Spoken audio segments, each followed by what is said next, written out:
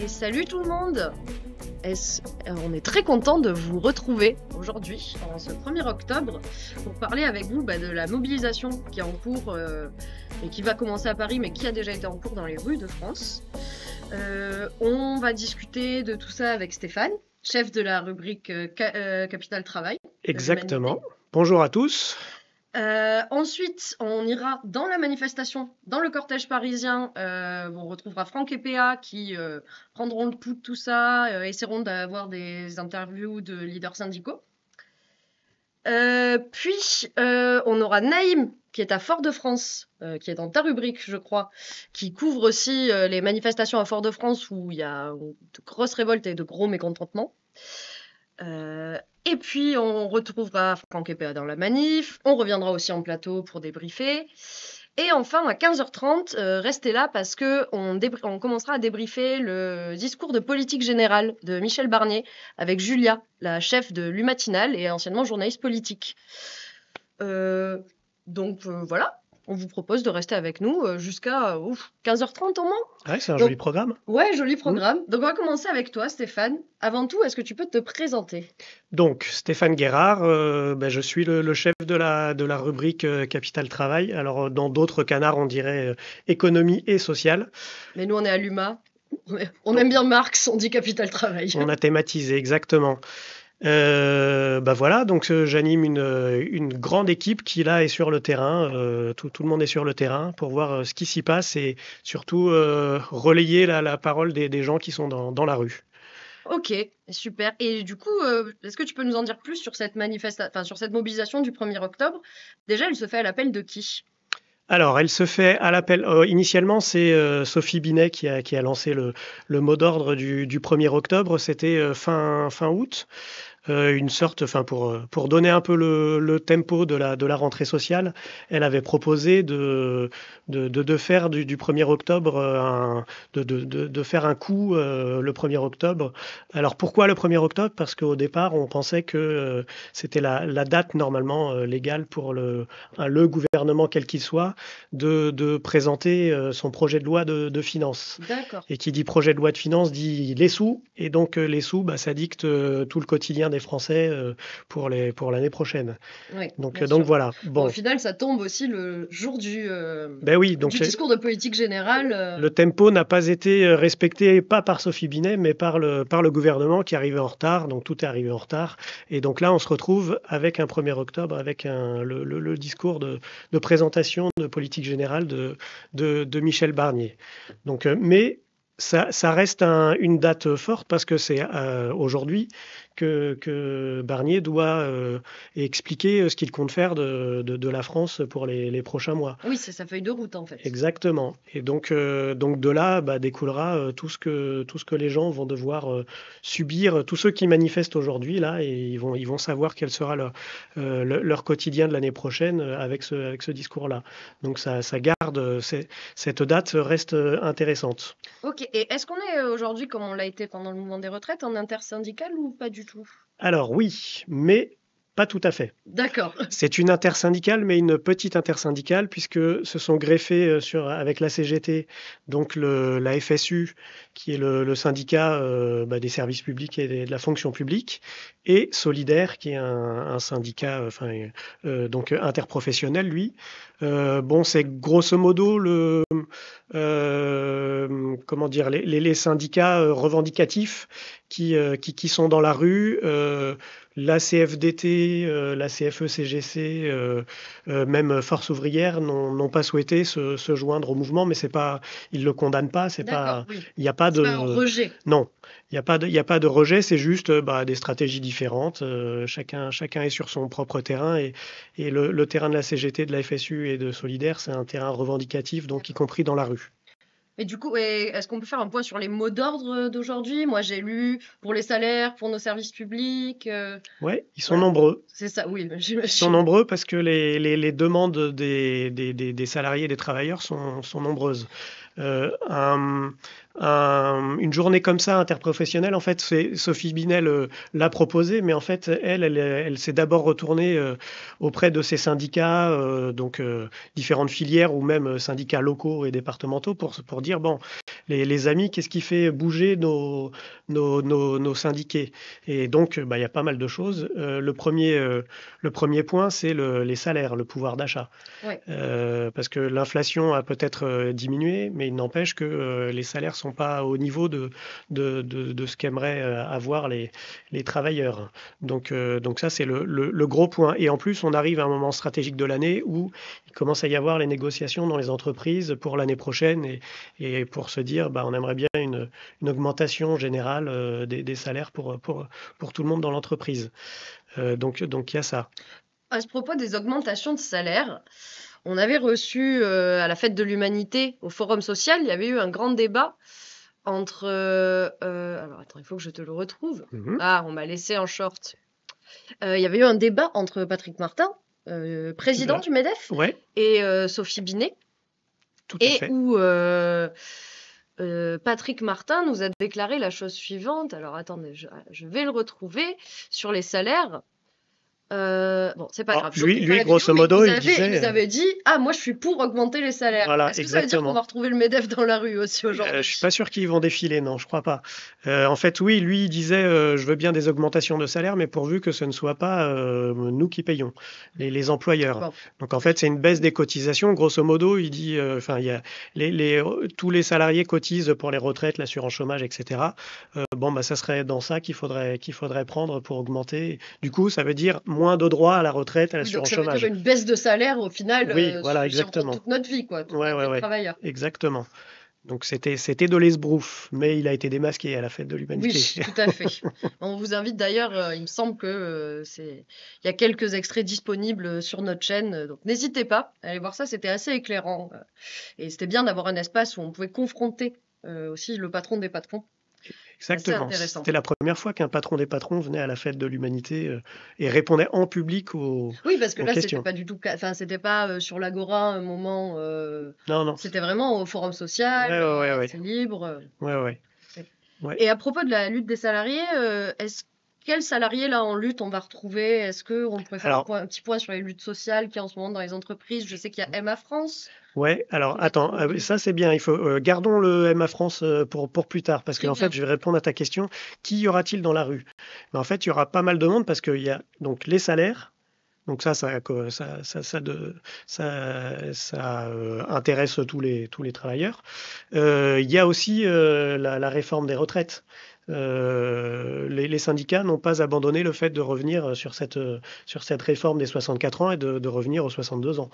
Même la CGT parle de 60 ans. Donc il est possible aussi qu'il y ait des retraités ou des futurs retraités, donc des travailleurs pas loin de la soixantaine qui viennent en nombre dans ces manifestations-là.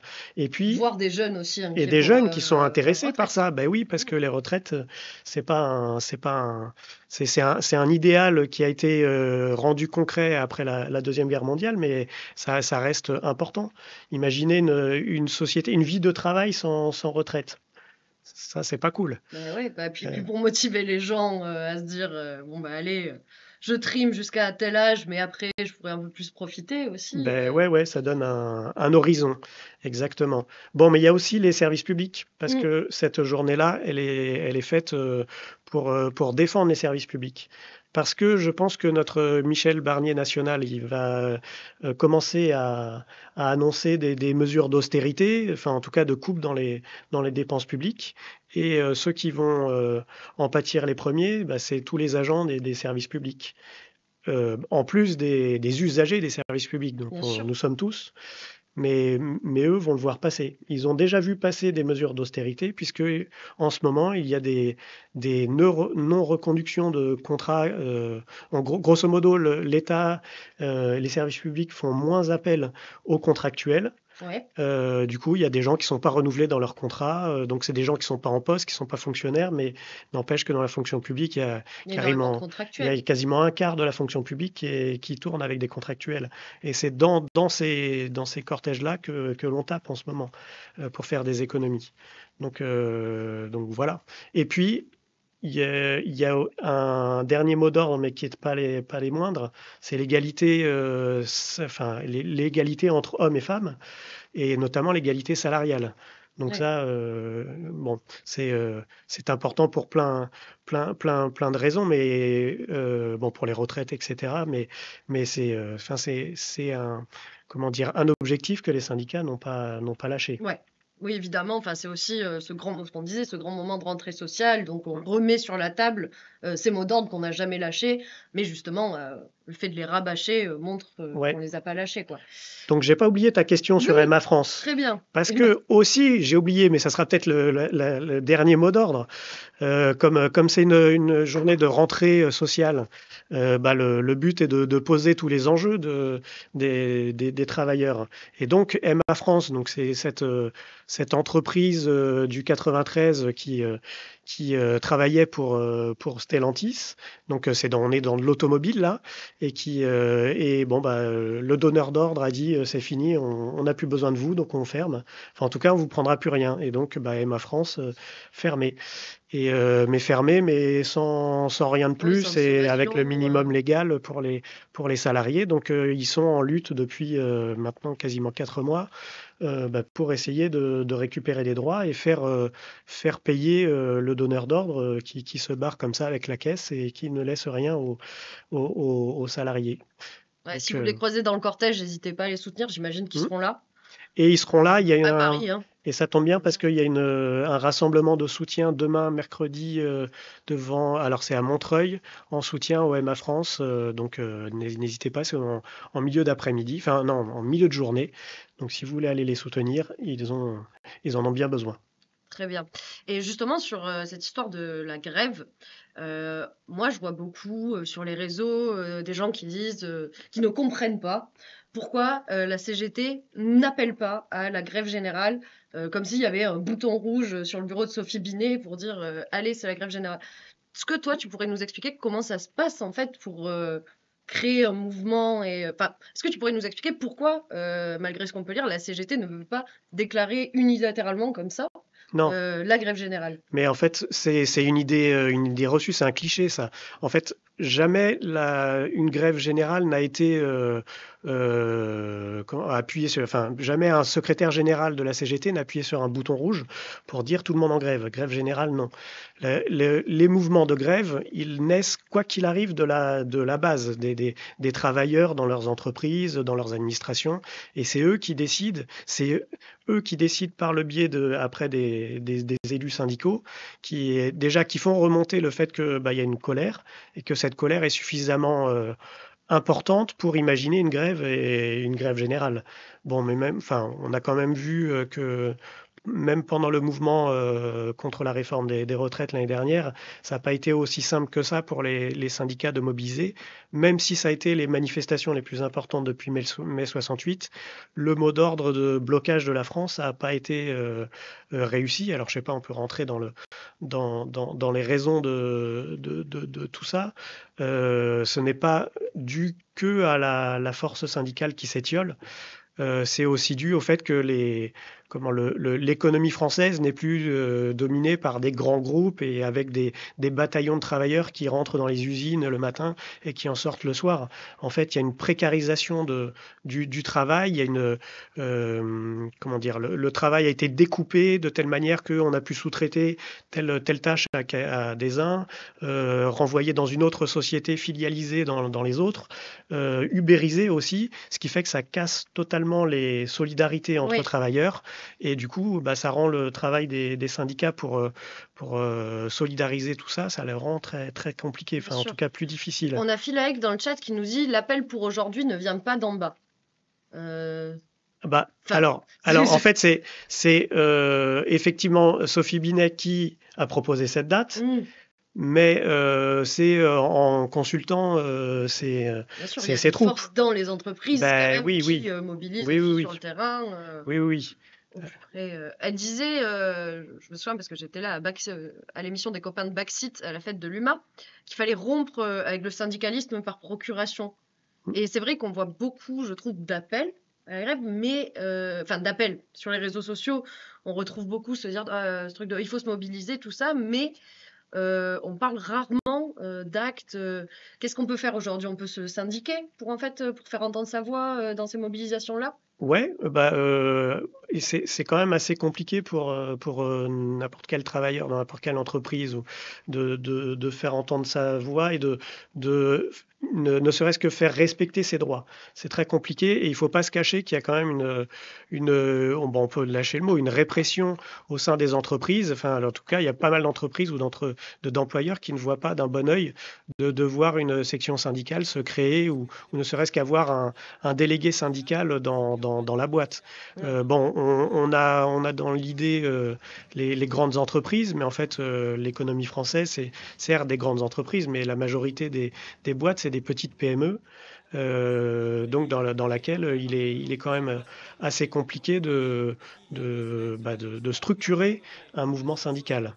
Donc il y a ça. Et ce qui rend d'autant plus, je comprends ce qu'elle a dit sur le côté, comment dire, grève par procuration, parce qu'il y a de moins en moins d'entreprises dans lesquelles les travailleurs sont suffisamment costauds et structurés pour se permettre de faire une grève.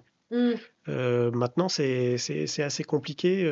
Bon, même, on a vu que même les syndicats de l'énergie, qui ont quand même des gros bataillons, EDF et compagnie, ils ont eu du mal à structurer le mouvement de grève total dans l'année dernière. Mais effectivement, les gens étaient quand même, quoi qu'il arrive, quand on regardait dans les enquêtes d'opinion, les gens étaient derrière eux. Ouais. Les opérations Robin des Bois pour remettre le courant à ceux à qui on avait coupé le jus, ces opérations-là étaient soutenues. Bien sûr, bien sûr. Les opérations sur le terrain sont soutenues.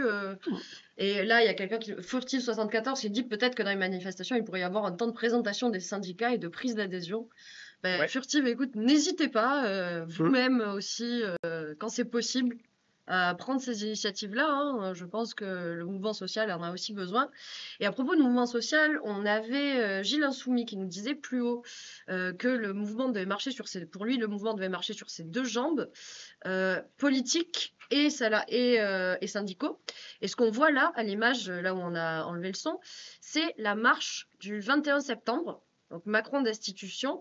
Qu'est-ce que tu en penses, toi, du fait qu'il faut avoir ces deux trucs-là? Ces deux jambes, Ces deux jambes. c'est un fou. Parce que là, en fait, on est sur une marche, on n'est pas sur une mobilisation syndicale. Ouais. Non, et puis les syndicats n'ont pas appelé à marcher.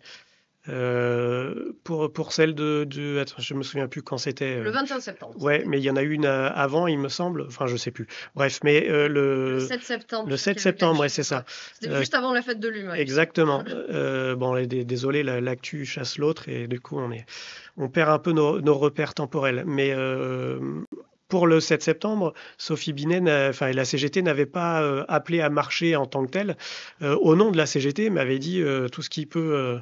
Tout ce qui peut faire venir au pouvoir des gens qui portent les revendications qui ont été listées dans le programme du NFP, ça c'est intéressant de le faire. Donc il n'y avait pas un soutien franc de la CGT, mais en tout cas il y avait une bienveillance, disons, pour ce mouvement-là. Après on va. Enfin, comment dire, on va peut-être pas refaire le monde, mais cette histoire entre cette partition entre d'un côté le mouvement politique et de l'autre le mouvement social et syndical, elle date du choix, c'est un choix historique des syndicats français après la Première Guerre mondiale, donc on est dans les années 1920, de dire nous on se concentre sur la transformation sociale, mais dans les entreprises et dans l'économie, et à charge pour les partis politiques de structurer le combat politique stricto sensu. Donc, et en fait, c'est une longue histoire et c'est un long débat qui surgit aujourd'hui, mais qui a surgi avec les Insoumis avaient déjà posé ces questions-là pendant les retraites et même avant les retraites pour structurer un vrai mouvement social, politique, syndical, associatif, etc. pour renverser la table, mais ça n'a pas eu lieu. Oui. Il y a toujours cette question du nous on s'occupe de la vie économique et sociale et vous c'est la transformation politique, donc chacun chez soi, quoi. Okay. Même s'il peut y avoir il y a des porosités. Voilà. Je lis dans le chat pas mal de trucs sur la FDItisation. SFDtisation de la CGT. Est-ce qu'on peut faire un point sur la différence entre ces deux syndicats? Pourquoi ils sont souvent renvoyés dos à dos? Alors, oui, ils sont renvoyés dos à dos, mais de moins en moins depuis Oui, mais depuis le les mouvement des retraites, retraites. ça a changé. Voilà, ouais, c'est ça. Parce que pour la première fois, on a vu, depuis longtemps, on a vu la CGT et la CFDT manifester ensemble. Bon, grosso modo, comment dire, il y a cette idée, d'un côté, le syndicat révolutionnaire porté par la CGT, revendicatif porté par la CGT, et qui porte aussi des modes d'action qui sont donc plus revendicatifs, plus directs. Donc, c'est le cas aujourd'hui avec la manifestation et puis l'appel à la grève et aux mobilisations. La rue fait partie de la manière de revendiquer des modes de revendication de la CGT. Donc ça, c'est historique et ça le demeure. Donc il y a d'un côté cette tradition-là, ouvrière, et puis de l'autre côté, une branche un peu plus réformiste qui s'est structurée aux alentours des années 60-70, avec effectivement l'apparition dans les années 70 de la CFDT, qui elle est plus, alors c'est plus comment dire, un syndicalisme de dialogue avec les employeurs, d'essayer de discuter jusqu'au bout en se disant que un droit acquis, même s'il est tout petit, c'est quand même ça de prix. Ok. Voilà. Et dans ce cadre-là, bon, le mouvement de grève et puis les mouvements pour battre le pavé, bon, ils sont moins préconisés, quoi. D'accord. Sauf, justement, les retraites ont donné lieu à une sorte de mini tournant dans l'histoire syndicale de France. Donc, il n'est pas dit que la CFDT, à un moment donné, retourne dans la rue si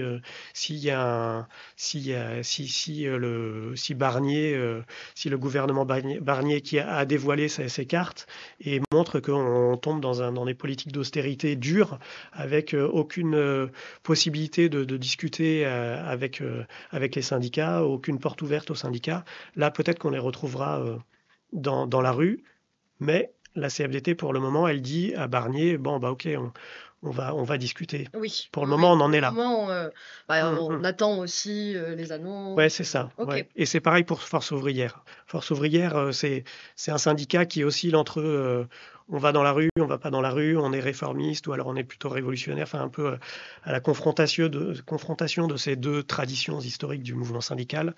Et là, pour le moment, Force ouvrière n'est pas n'est pas dans les cortèges. Elle préfère attendre de discuter Ouais. avec Barnier. Attendre de voir à quelle sauce on va être mangé, quoi. Voilà, c'est ça. Ok. Il y a Oli Chachi qui nous dit n'oubliez pas les effets de la loi travail sur le monde syndical aujourd'hui. Alors moi je sais pas à quoi ça fait référence. Est-ce que toi tu as des billes pour lequel tu peux nous Heureusement, expliquer? moi je sais. Ah, parfait. Alors, la loi travail, bon, il y en a eu plusieurs, mais la dernière, ce sont les Celle qui était ordonnances. sous Hollande. Alors, il y a eu celle de El Khomri, il y en a eu avant, les lois Sapin, bon, sous Hollande, puis Et en fait, les ordonnances Macron de 2017 ont mis, ont mis le dernier étage de la fusée à cette casse des droits, et enfin, du Code du travail. En fait, l'objectif étant de sous couvert de se dire bon, le code du travail c'est bien gentil, mais ça empêche l'activité, ça empêche l'entreprise, le droit d'entreprendre, et ça rigidifie tout. Donc on va casser tout ça, on va diminuer le code du travail, c'est ça, on va dire on en fait ça, et puis et donc ça c'était la logique, et on se retrouve au bout du bout avec plusieurs choses, plusieurs phénomènes. Ça a effectivement cassé les droits syndicaux dans les entreprises, puisque ça les a affaiblis. Les instances représentatives du personnel qui pouvaient avoir des leviers d'action dans les entreprises en ont été privées beaucoup. C'est-à-dire que en fait, les leviers d'action des syndicats, maintenant, ils sont consultés, ils peuvent donner leur avis, mais ça ne bloquera jamais rien dans les entreprises. D'accord. On a cassé aussi un outil qui était important, qui étaient les comités, les CHSCT, les comités hygiène, santé et prévention, enfin grosso modo, dans les entreprises. Qui pouvait prévenir les accidents du Bah travail. ouais, qu'il y avait Oui. des vrais leviers d'action pour dire à l'employeur, faut arrêter ça, sinon on te poursuit, on t'amène dans les tribunaux et puis on fait jouer aussi l'inspection du travail et les prud'hommes. Donc ça, en fait, ça a été cassé. Il y a possibilité d'avoir des CHSCT, mais dont les prérogatives ont été cassées. Donc ça, il y a eu casse au niveau de l'entreprise. Et puis, il y a eu aussi casse au niveau de toutes les négociations collectives, c'est-à-dire au niveau d'une filière, d'une branche, d'un secteur d'activité, parce que on a fait primer avant. Il y avait le Code du travail qui primait sur les accords de branche, Ouais, qui primait sur les accords d'entreprise. ok. Là, on a tout renversé. C'est les accords d'entreprise qui priment sur les accords de branche et qui priment Et en dessous, le droit sur du les droits travail, du quoi. travail. Le droit du travail n'étant plus qu'un minimum. Ok. Voilà. Et dernier truc, on a cassé aussi les prud'hommes, qui était un vrai levier d'action pour les travailleurs pour faire respecter leurs droits. Oui. En fait, on a dit aux employeurs, bon, et vous pouvez toujours être poursuivi devant les tribunaux prud'homaux, mais les amendes que vous encourrez sont de toute façon capées. C'est ça, il y a un plafond. Donc pas de souci. Si tu veux lourder quelqu'un qui a 2 ans d'ancienneté, et même si ce licenciement est injustifié, au final, et que les prud'hommes disent c'est injustifié, bah, pas de souci. De toute façon, ils avaient provisionné tant, Oui, voilà. et puis ça coûte Tant pas que tu l'as cher. budgétisé, Ouais, ouais. tu peux le faire, quoi. Et donc la personne, bon, bah, au final, elle est lourdée. Donc il y a plein de casses qui ont l'air très techniques, mais qui font que les syndicats se retrouvent avec de moins en moins de leviers d'action, et en plus, cerise sur le gâteau, avec moins d'élus et de représentants syndicaux dans les entreprises, puisqu'on a aussi Du coup, moins de poids. diminué le nombre d'élus syndicaux. Mm. Donc ouais, ça c'est vrai, et notre interlocuteur a raison de le souligner pointer. ça. Ouais, Tout à bien fait. joué. Merci, Olichachi. Et il y a quelqu'un qui nous dit parlons d'ubérisation. Ou pareil, enfin, on est sur en fait ce que tu disais tout à l'heure, sur l'éclatement de la cellule travailleuse, Mhm. en fait. Et enfin, c'est les lois, c'est quoi? C'est les lois Macron qui ont permis Bah, le développement de cette ubérisation. en Qu'est-ce qu'on fait, peut faire pour lutter contre l'ubérisation aujourd'hui bah, alors, allez voir vos syndicats parce qu'ils ont commencé enfin, ils se sont structurés pour accueillir ces travailleurs qui ne rentraient pas forcément dans leur case. Parce qu'effectivement, Ouais. alors l'ubérisation, ça date de Hollande qui a créé l'auto-entrepreneuriat. D'accord. Et puis de là, après, il y a eu les plateformes type Uber et compagnie là, qui se sont dit, bah, c'est super, enfin, ces plateformes-là disent, nous, on met en place le truc, la plateforme sur le web, et puis pas de après, libre, responsabilité, voilà, c'est génial. libre aux coursiers ou aux chauffeurs de s'inscrire, mais on n'a aucun lien avec eux. Donc c'était assez simple. Du coup, les droits sociaux, bah, il n'y en avait plus. Alors, les syndicats se sont structurés. Au départ, ils ont eu du mal parce que c'est quoi ces travailleurs-là? Alors, ils sont pas salariés, ils rentrent pas dans nos cases. Bon, mais ils se sont dit, il y a quand même, il y a quand Attends, même il de y la a casse quelqu'un en plus qui sociale. nous dit c'est Novelli sous Sarko, Oui, en plus, c'est l'auto-entrepreneuriat. vrai. Oui, c'est vrai. C'est Novelli sous Sarko. Exactement. Alors, on a un C'est chat pire. qui est Mais, vraiment, mais, vraiment mais, très réactif, bravo. mais Sapin a poussé à conserver ça. Donc, oui, bravo. Dirty Fonzie, 1 point. Euh, Comptez les points.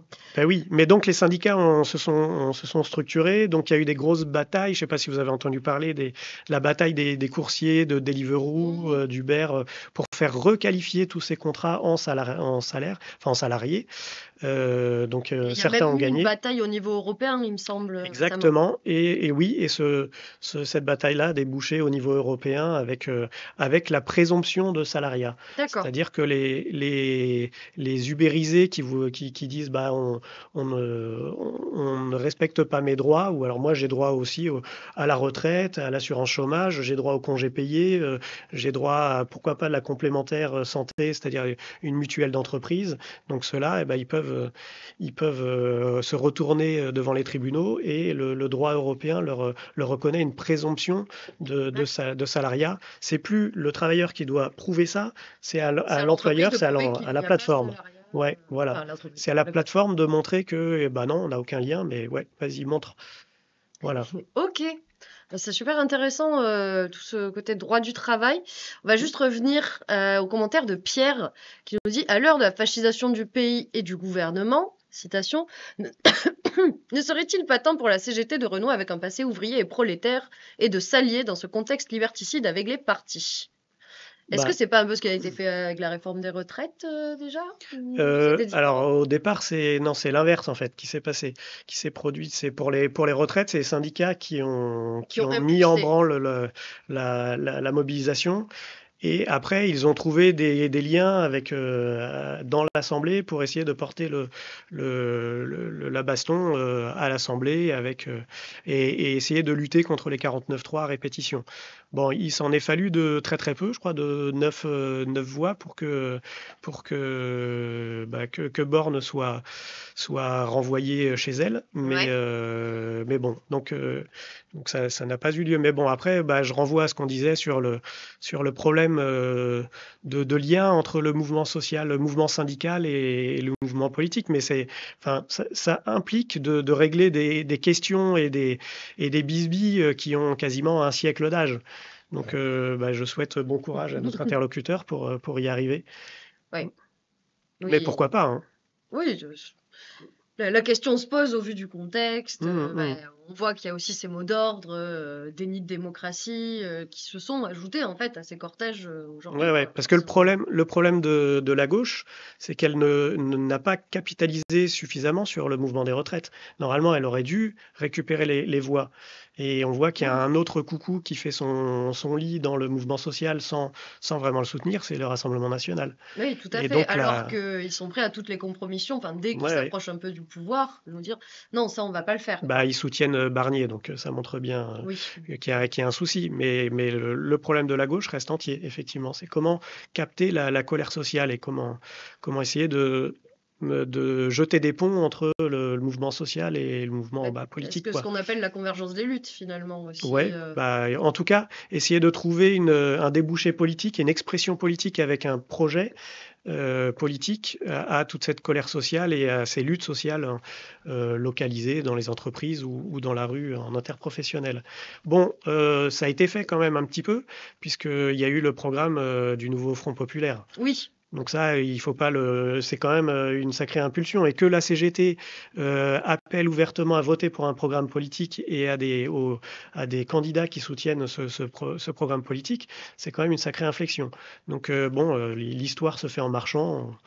Peut-être que ça marque là une étape, oui, on verra. voilà. Puis, est-ce que tu pourrais nous parler justement de quelles mesures, toi, tu as retenues autour du monde du travail dans le programme du NFP? Il y en avait tellement, mais en fait, moi, ce que j'ai retenu, c'est bon, en fait, le programme du NFP était assez simple parce que ça cassait tout. On a parlé des ordonnances Macron et de toute la casse du Code du travail. Le NFP revenait beaucoup sur ces mesures de Macron, de Hollande et puis même du coup de Sarkozy si on revient aux auto-entrepreneurs. Donc ça, c'est quelque chose de marquant. Il y avait quand même des sacrés remèdes pour permettre de retisser des solidarités entre travailleurs, Ouais. du public, du privé, voilà, indépendants ou salariés. Donc il y avait ça. Après, le débat s'est quand même pas mal cristallisé sur le partage de la richesse. Et ça, c'est plutôt ça qui m'a marqué, c'est que pour la première fois, on reparlait de partage de richesse et avec des économistes qui expliquaient par A plus B comment c'était C'est possible, possible. avec des prix Nobel qui expliquaient comment c'était possible, qu'on a fait causer dans le journal. Bon, ceux-là, après, et jusqu'à aujourd'hui, se prennent un sacré retour de bâton des orthodoxes et de tous les chiens de garde dans les médias dominants, là. Mais n'empêche qu'ils ont osé l'ouvrir et dire que oui, c'était possible. Il y a une alternative qui est documentée, Bien sûr. qui est valable et pour montrer qu'on peut faire autrement que la rigueur qui va nous tomber dessus là dans quelques heures avec le discours de Michel Barnier. Bah oui. D'ailleurs, si vous voulez entendre ces voix alternatives, qu'on pourrait presque dire dissidentes maintenant, vous avez une commande dans le chat pour vous abonner. Il y a un abonnement spécial pour les viewers Twitch où c'est 5 euros, 5 euros pour 5 mois. Donc c'est plutôt pas mal. Et justement, ça vous donnera une bonne boîte à outils pour aller contre votre tonton du repas de famille qui dit que le programme n'est pas finançable ou quoi. Ah, le Si, tonton ou le si. cousin. Oui, voilà, le Hein. fameux. Si, voilà, Esther Duflo dit que si, c'était finançable. Donc n'hésitez pas. Oui. Et mais oui, c'est vrai qu'il y a enfin, là on l'a vu, notamment quand le NFP s'est constitué, que la gauche était, enfin, pouvait en fait gouverner. Bon, elle n'a pas pu pour d'autres raisons, mais qu'il y a eu vraiment cette levée de bouclier dans les médias dominants sur, en fait, ce procès en Illégitimité illégitimité ouais, des et raconte des bobards. économistes, c'est ça. Hum. Et où en fait, on dirait que la seule voie, on dirait que l'économie est une science enfin, purement mathématique et qu'il n'y a que l'économie libérale qui en est une. En Ouais, fait. il y a qu'une les règles enfin la table de la loi est libérale et on n'a pas le droit d'y déroger. Mais ce qui est marrant, c'est que ceux qui disaient ça, bon, ils ont fait que le déficit public dérape totalement et ils créent la situation dans laquelle on est. Et ce sont les mêmes qui maintenant nous disent bon bah ouais peut-être qu'on pourrait augmenter un tout petit peu l'impôt sur les sociétés ou peut-être qu'on pourrait, bon, on va pas remettre l'ISF, l'impôt sur la fortune, mais il y aurait peut-être à taper un petit peu dans les plus riches. Donc quand on mène une bataille culturelle et avec des arguments qui font poids, on arrive à faire bouger les curseurs. On arrive à. Bon, même maintenant, il faudrait quand même déboucher et prendre le pouvoir, quoi. C'est ça qui Ouais. pose problème. Mais bon, il n'empêche qu'il y a pas mal de tartuffes enfin, les girouettes ont un petit peu changé de direction de vent, quoi. Ouais. Et on voit aussi beaucoup passer le contre-argument où on nous dit, quand on nous répond il n'y a pas d'argent, où nous on répond, bah, en fait il y a aujourd'hui des aides qui sont données aux entreprises sans aucune contrepartie. Mhm. Est-ce que ça c'est le CICE, c'est toujours en vigueur? Ouais, bah ça c'était Hollande, c'est le CICE. Après ça a été mis dans le budget, donc c'était plus une niche fiscale, mais c'était entériné. Et puis là maintenant on sait même plus combien ça coûte. Bon, grosso modo il y a quoi 96 milliards je crois ou quelque chose comme ça d'aide publique aux entreprises dans le budget en tout cas de l'année dernière, enfin de cette année plutôt. Bon, là aussi, il y a peut-être des choses à reprendre, puisqu'il y a eu quand même pas mal de dividendes qui ont été versés par le CAC 40. Donc, bon, il serait peut-être temps d'inverser la pompe Afrique, l'argent public qui sert au final à financer enfin, à soutenir les cours de bourse et puis à financer les dividendes et les rachats d'actions. Donc Ouais. là, il y a peut-être matière à inverser. Ouais. Et Tiens, je voudrais vas-y. rebondir à la Julie Alouette qui dit étendre la sécurité sociale à d'autres secteurs économiques. Alors, bon, je sais pas, peut-être qu'elle a Comme la parlé avant. sécurité de De l'alimentation. l'alimentation, et ben exactement. Voilà. La bataille culturelle que la gauche doit livrer, et gagner, c'est aussi de nouveaux droits. Oui, de Et faire des propositions aussi. ben ouais. Et la sécurité sociale alimentaire enfin, pour l'alimentation qui est mise en test là actuellement dans départements. On a fait un reportage en Gironde là-dessus. Qu'est-ce que c'est exactement la sécurité Eh alimentation? ben, c'est une sorte de cercle qui se veut vertueux, où d'un côté, on permet aux gens qui n'ont pas les moyens de s'alimenter, enfin, d'avoir accès à une alimentation de qualité. Donc, de la même manière qu'il y a une sécurité sociale qui vient en aide aux familles via les allocations familiales, etc., que la Sécu vient en aide pour la maladie avec les arrêts maladie, et puis la prise en charge du salaire. Bon, bah là, ça serait de prendre en charge une petite partie de l'alimentation, de ceux qui n'en ont pas forcément les moyens.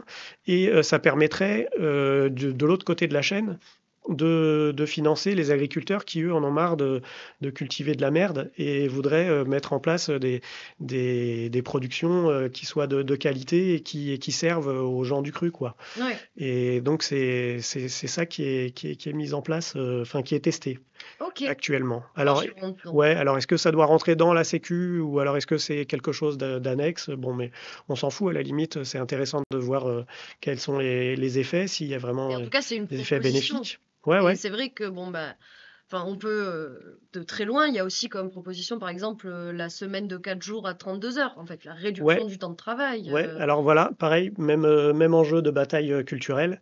La semaine de 4 jours pour les libéraux, c'est bosser en 4 jours ce qu'on fait en 5. Oui. Donc là, voilà. Pas forcément ce à quoi on Et pas aspire. non, pas avec des augmentations de salaire Non. à la clé.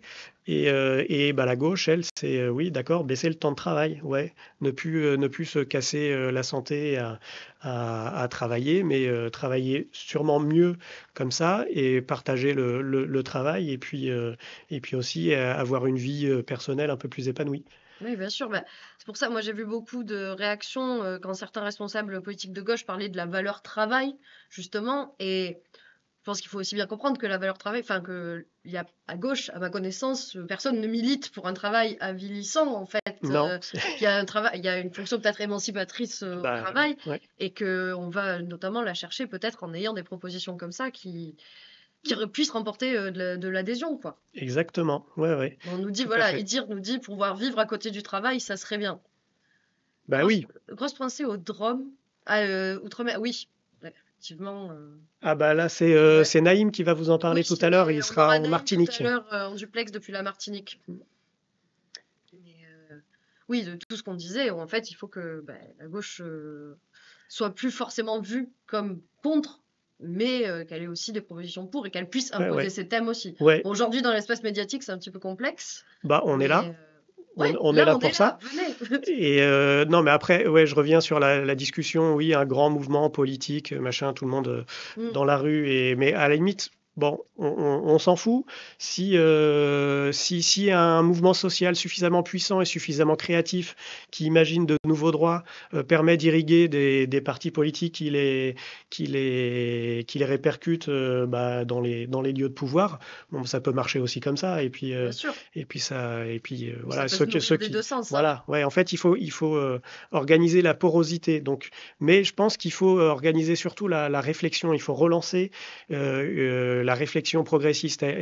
Enfin, on a vu avec le programme du NFP que la gauche recommençait à réfléchir et à essayer de s'adresser aux gens de la base pour voir ce qui les intéressait. Mais je pense qu'il faut accentuer ça. La sécurité sociale de l'alimentation, là, ça a été porté par Éloi Laurent. Il est vachement intéressant. Il faut aller voir les bouquins de Piketty et de Cagé sur le partage de la richesse. Il faut aller voir. Enfin, il y a plein aussi Mm. de chercheurs qui On vous bossent. mettra les références sur la VOD YouTube, vous en faites Voilà, pas. et qu'il faut aller voir. Et puis, oui, après, il y a les références aussi sur le site avec nos pages idées et débats et tribunes Ouais. où on les fait causer régulièrement. Donc voilà, c'est ce bouillonnement-là qu'il faut monter Et qu'il faut un peu à cultiver. l'ébullition. On parle de Bernard Friot, je vois Oui, aussi. voilà, exactement. N'hésitez pas dans le chat à faire vos recommandations aussi, hein, ça servira forcément à quelqu'un. Et moi, justement, je me demandais, en fait, donc on parle souvent de la grève, de la manifestation, mais quels autres moyens on a à notre disposition, nous, en tant que travailleurs Enfin, c'est quoi notre répertoire d'action, en fait Ah, Bonjour. bonjour. Salut! Ça, c'est des techniques, ça. Ouais, on va passer à la manif. Ok. Et on À choque, la manif. Manel Nadel et peut-être d'autres. Mais Stéphane, tu restes, hein, pour commenter. On passe à la manif, les amis. Mais c'est-à-dire, Tous sur le terrain. Alors, Manès, on l'a déjà montré tout à l'heure. Mais là, il est en direct. Mais alors, on n'a pas Ah, direct. Alors, relance. Si, il est là. Il vient d'arriver. Merveilleux. Pardon le chat, vous voyez que c'est toujours un petit peu C'est bon, tu le brinque-ballant. vois, ouais. Attendez, attends. Hop, le lien. Tu veux qu'on commente? Eh, coucou les amis. Et c'est PA. Alors attendez, là, personne ne voit. Je vais vous basculer. Est-ce que vous vivez cette situation? Donc on est en direct avec La Manès situation actuellement, elle Manès est très Tadel. compliquée au niveau Je des vous le mets lycées, tout en de tout cas. suite. La rentrée au niveau des conditions matérielles de pouvoir étudier sereinement n'a pas du tout été faite dans les meilleures conditions. Et c'est lié au fait aussi qu'on a eu quand même un gouvernement démissionnaire pendant 2 mois et demi, qui a prétexté du fait d'être démissionnaire pour ne pas prendre de mesures efficaces pour tout simplement améliorer la rentrée des lycéens et lycéennes, mais qui par contre l'a bien fait pour continuer à mettre en place des réformes et des mesures qui sont absolument nuisibles pour nos conditions d'études. Donc aujourd'hui, cette année, elle est très compliquée. Il y a énormément de lycéens et lycéennes qui peinent avec ce pouvoir d'achat qui est toujours aussi bas à acheter des fournitures scolaires, à aller à la cantine. Et donc nous, on a sur cette rentrée fait des mobilisations assez fortes de redistribution notamment de fournitures scolaires. Et puis ensuite, il y a évidemment un grand sentiment d'apathie, d'essoufflement politique vis-à-vis d'une situation qui est quand même assez inacceptable. On est aujourd'hui le jour de la déclaration de politique générale de monsieur Barnier, qui a été nommé d'une forme de déni de démocratie vis-à-vis du vote, en tout cas du 7 juillet. Et donc nous, c'était important de nous mobiliser, d'appeler à la grève massive pour les lycéens, les lycéennes. Quelques blocages qui ont eu lieu ce matin, tout simplement pour dire que le mouvement social de cette rentrée et de cette année, il commence maintenant. Il va prendre une place importante dans les thématiques sociales, politiques de cette année. Et donc on est là pour demander des choses très concrètes. L'abrogation de la réforme des retraites, elle est aujourd'hui à portée de main. C'est une victoire qui est possible pour le mouvement social. Il faut que les députés s'en saisissent en votant une proposition de loi du nouveau Front populaire qui abrogerait la réforme des retraites d'Emmanuel Macron, et tout simplement de continuer à montrer qu'aujourd'hui on est en capacité, si on se mobilise, si on se met en grève, si peut-être dans les semaines à venir on a un mouvement lycéen, étudiant qui se lance, tout simplement d'aller chercher des victoires sociales, et c'est ce qu'on est venu dire aujourd'hui. Est-ce que ce 1er octobre, c'est le début de cette riposte sociale? Non, je pense en réalité que ce climat de forte contestation sociale, peu importe les formes qu'il prend, il est maintenant inscrit dans la durée. C'est-à-dire que depuis le 7 juillet, il y a une contestation qui est forte dans le pays. 74% des Français qui pensent qu'il y a eu un déni de démocratie. Donc non, je ne pense pas du tout que aujourd'hui est la pièce où la fin au début. Je suis content. C'est une nouvelle marche qui est posée dans cette mobilisation sociale. Et donc moi, j'espère en tout cas qu'il y aura de nouvelles mobilisations. Et aujourd'hui, effectivement, une date très importante, 170 points de rassemblement, des manifestations un peu partout en France. Et il est important de montrer maintenant qu'il y a nombre de salariés, de travailleurs, d'étudiants, de lycéens qui sont prêts à se mobiliser en tout premier lieu pour l'augmentation des salaires et l'abrogation de la réforme des retraites, et que dans chaque secteur, il y a des grèves, il y a des départs de mouvements sociaux qui doivent se faire parce que c'est la seule manière aujourd'hui d'aller chercher des victoires face à un pouvoir qui est sourd aux revendications populaires. Et quid de l'élargissement de l'intersyndicale? Là, il manque FO et la CFDT. Est-ce que vous avez bon espoir de les ramener? Non, je pense que c'est un problème effectivement qu'il n'y ait pas une intersyndicale la plus large possible. J'accueille avec beaucoup de satisfaction et je pense que c'est très encourageant qu'il y ait effectivement des organisations syndicales de jeunesse qui soient représentées, l'UNEF, l'Union étudiante et l'Union syndicale lycéenne. Il est important de prendre en compte le mouvement social dans toute sa largeur, et effectivement l'unité dans l'action aujourd'hui, elle est fondamentale, elle est importante, et c'est elle qui a permis d'avoir un mouvement des retraites aussi puissant. Donc moi je pense que dans les semaines à venir, il y a un besoin de mobilisation urgent, c'est-à-dire que là on a besoin de victoires sociales rapidement, et donc il y a la nécessité maintenant que ces autres syndicats qui sont peut-être pas présents aujourd'hui, et encore je pense que leur base se mobilisera aussi, rentrent effectivement dans l'action, et évidemment qu'ici on y est toutes et tous ouverts. Merci beaucoup. Je lui rends son petit drapeau qu'il m'a rendu juste avant. Donc voilà, on a retrouvé notre ami PA. Stéphane, merci. On va vous laisser le chat avec la manif. C'était un plaisir de discuter de tout ça avec toi, et on se retrouve bientôt pour nous parler d'autres luttes sociales. Plaisir partagé, à bientôt les amis. Merci beaucoup, salut, à tout à l'heure tout le monde.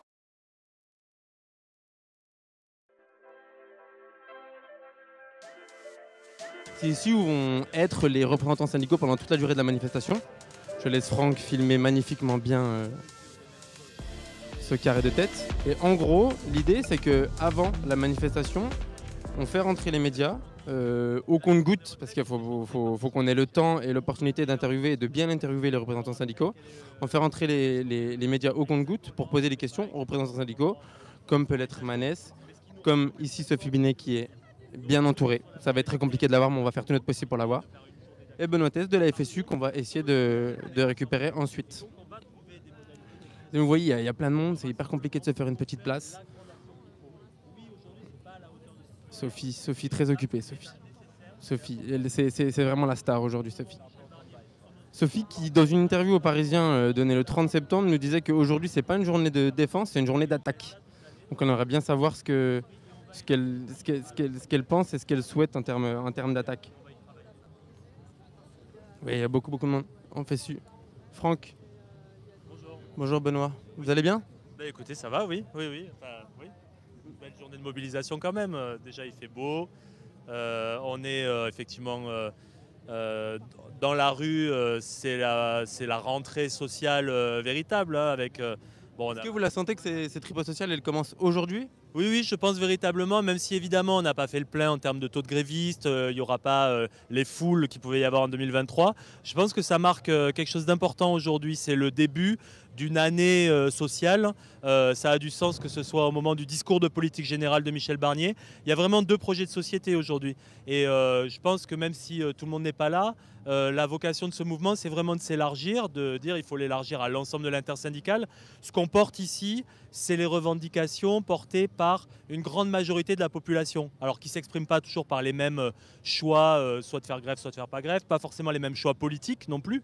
La population ne les a pas exprimés de manière unanime dans une seule orientation politique. Le RN a y compris tiré les marrons du feu de la mobilisation retraite. Donc ça, c'est un problème en soi. Mais je pense que ce qu'on porte ici, c'est l'expression de la volonté générale. Des bonnes retraites, des bons salaires, des bons services publics. Tout ça, c'est quelque chose que les gens demandent et ils sont prêts à en accepter le prix. C'est-à-dire qu'effectivement, il faut une autre répartition des richesses. Et là aussi, la taxation supérieure des plus riches, la taxation plus importante des super profits, ça, c'est plutôt des mesures de consensus, entre guillemets. Donc je pense qu'on a l'opinion avec nous, entre guillemets. Bien sûr, tout n'est pas...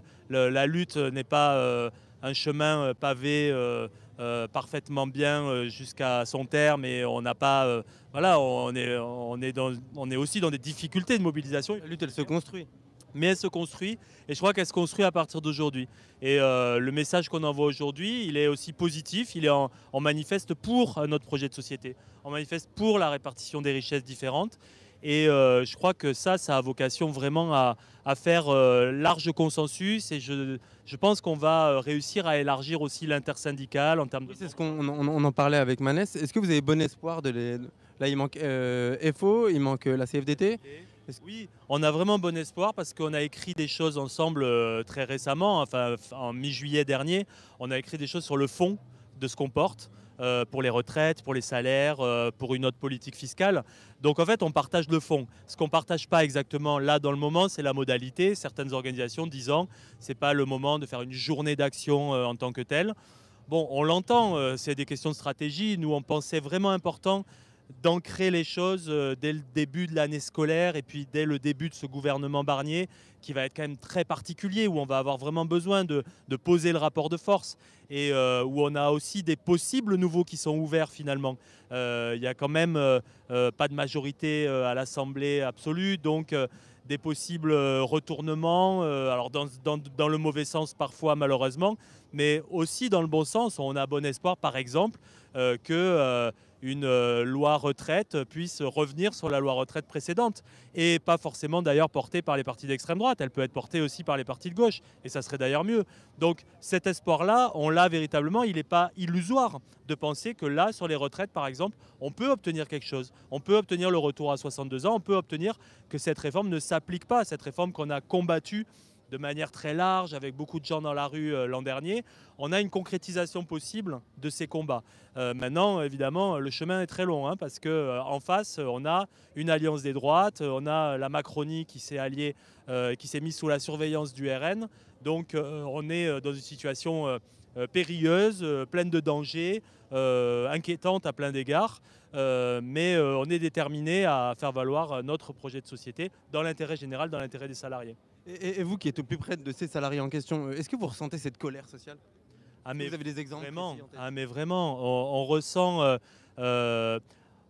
ça par plusieurs aspects.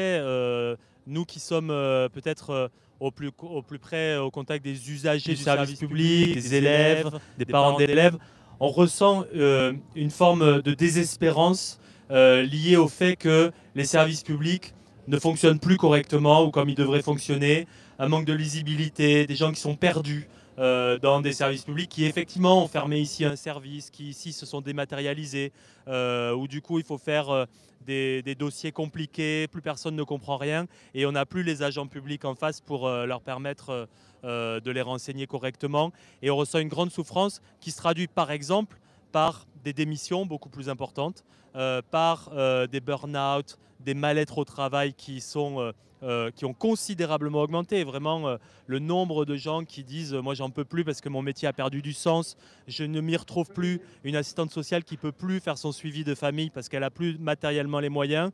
Les agents de la PJJ aujourd'hui nous disaient la souffrance dans laquelle ils sont mis.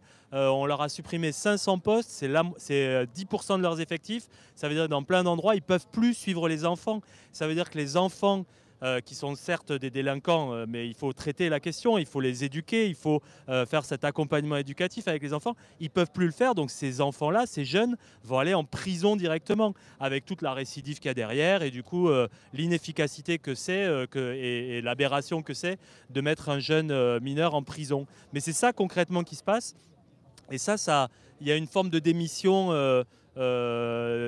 Il y a des démissions qui augmentent, il y a une forme de mal-être qui se traduit par un abandon de toute perspective sur son propre métier. Et ça, on le ressent très fort. Ça fait partie de la colère sociale.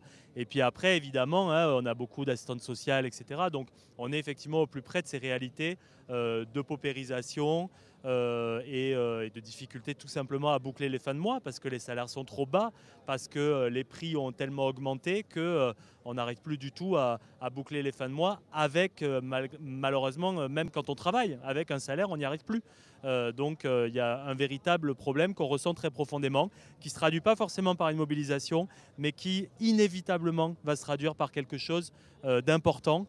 J'espère que ce sera syndical, j'espère que ce sera nous qui arriverons à amener tout ce monde à se battre sur ces objectifs de progrès social, mais ça peut aussi être tout à fait autre chose, des explosions, des choses beaucoup plus sporadiques et beaucoup plus inquiétantes aussi pour le lien social. Super, merci beaucoup Benoît. Merci à vous. Très belle journée, bon courage. Bonjour. Les amis, on a eu Benoît de la FSU, on a eu Manès de l'USL. On va essayer de s'approcher de Sophie, mais ça me semble extrêmement compromis. Franck, est-ce que tu as une autre idée peut-être? Non, on va essayer. Bon, là, il y a beaucoup de monde devant Sophie, mais on va être patient et je pense qu'on va lui poser quelques questions une fois que les caméras Auront quitté Ouais. le parvis. Là, en fait, le truc, c'est que là, je vais devoir parler et trouver des mots. Quelqu'un qui me regarde. Voilà. Donc, les amis, on va tenter d'avoir Sophie Binet se rapprocher tout doucement d'elle. Histoire de lui poser au moins une petite question.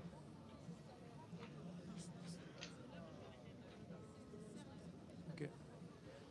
Bon, les amis, on va tendre le micro pour essayer d'avoir au moins un peu de son. Je vais me décaler et le tendre sur le côté. Abroger la réforme des retraites. Voilà nos exigences. Je veux dire aussi un mot sur la situation des retraités qui sont à l'origine de cette journée. C'est une journée européenne. Donc Catiko à mes côtés est secrétaire général de la CGT des retraités. Et donc les retraités se mobilisent actuellement parce que le débat sur le budget est un moment central pour l'augmentation des pensions. C'est dans le projet de loi de financement de la sécurité sociale que sera défini le montant de l'augmentation des pensions pour 2025. Et c'est dans quelques semaines au conseil d'administration de l'AGIRC et de l'ARCO que sera défini le montant de l'augmentation des pensions pour les salariés du privé. Et donc nous voulons une augmentation des pensions qui permettent de remettre en cause toutes les baisses de pouvoir d'achat de ces dernières années pour les retraités. Et les retraités sont aussi là pour défendre les services publics parce que ce sont les premières pénalisés par la dégradation de notre système de soins, notamment la dégradation de nos hôpitaux avec des pertes de chance, une perte d'espérance de vie en bonne santé directe à cause de cette dégradation du système de soins. Qu'est-ce que vous préconisez ?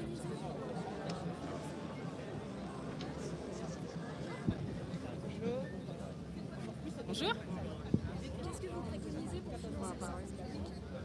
Ce que nous préconisons pour financer les services publics, c'est tout simple, ça s'appelle la justice fiscale. La justice fiscale, c'est d'abord de remettre à plat les cadeaux aux plus riches qui ont été consentis par Emmanuel Macron depuis le début de son septennat, 73 milliards chaque année. C'est ensuite évaluer les 200 milliards d'aides publiques aux entreprises qui sont consenties chaque année, c'est 1/3 du budget de l'État. Il faut les évaluer, les conditionner, les remettre à plat.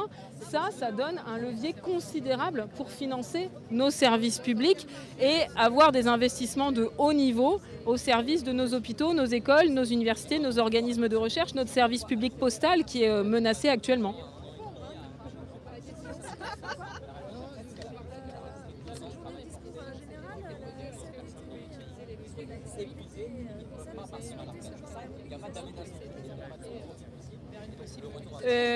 Elle a dit qu'il n'y avait pas d'unité syndicale aujourd'hui. Et donc aujourd'hui, c'est la CGT, la FSU Solidaire, les organisations de jeunesse, dans une dizaine de départements également, Force ouvrière ou d'autres organisations syndicales qui manifestent.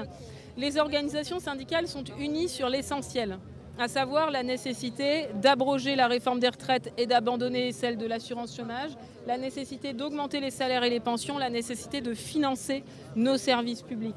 Après, nous avons des organisations syndicales différentes avec des traditions, des stratégies.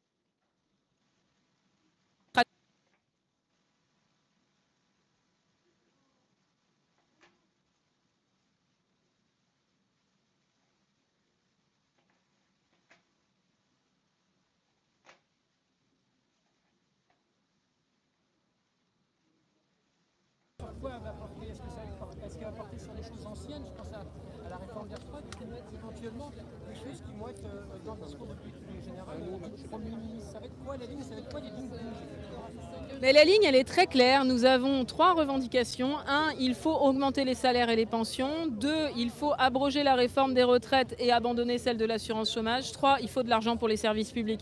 Ces 3 éléments doivent se retrouver dans le discours de politique générale du Premier ministre. Sinon, cela veut dire que ce n'est pas le Premier ministre du monde du travail. Il faut qu'il réponde aux exigences du monde du travail. Ça fait 3 mois qu'il y a des combinaisons politiques dans tous les sens et que les seuls qu'on n'entend pas, auxquels on ne répond pas, c'est les travailleuses et les travailleurs. Nous voulons que le Premier ministre, cet après-midi, nous montre qu'il place son mandat de chef du gouvernement, que le cap est d'être au service du monde du travail et qu'il répond à nos exigences. Vous pensez que la mobilisation sur ces 3 points-là, il y en a 3, donc elle sera suffisante pour qu'il y ait du monde qui se mobilise? Eh bien écoutez, on va écouter attentivement le discours du Premier ministre, on va évaluer ses annonces et nous déciderons des suites à l'issue. Ce qui est sûr, c'est que les lignes bougent déjà. Moi, je suis très inquiète par une situation de fatigue démocratique et sociale du monde du travail, avec de plus en plus de salariés qui ont le sentiment que voter ou se mobiliser ne sert plus à rien. C'est très dangereux d'un point de vue démocratique et je veux aussi leur dire que ça n'est pas vrai. La preuve, c'est que le Premier ministre, cet après-midi, va normalement nous annoncer qu'il rouvre un chantier sur la réforme des retraites. Ça, c'est le fruit du rapport de force, parce que le précédent gouvernement et le président de la République ne voulaient plus en entendre parler de cette réforme des retraites et qu'ils essayent depuis 2 ans de tourner la page et de passer à autre chose. Par notre mobilisation, nous leur avons montré que nous ne tournerons jamais la page tant que cette réforme injuste continuera à s'appliquer. C'est un premier signe de rapport de force, le fait que le gouvernement et le patronat soient obligés d'ouvrir des discussions sur cette question de la réforme des retraites. J'espère aussi que cet après-midi, le Premier ministre annoncera un abandon définitif de la réforme de l'assurance chômage. Ça sera aussi une grande victoire, parce que c'est très rare les victoires sur les réformes de l'assurance chômage. Et j'espère enfin que le Premier ministre va répondre sur la situation des salaires, des pensions, du pouvoir d'achat. Je pense qu'il sait que c'est la préoccupation numéro 1 aujourd'hui des Françaises et des Français. On a besoin de l'entendre sur ces sujets-là.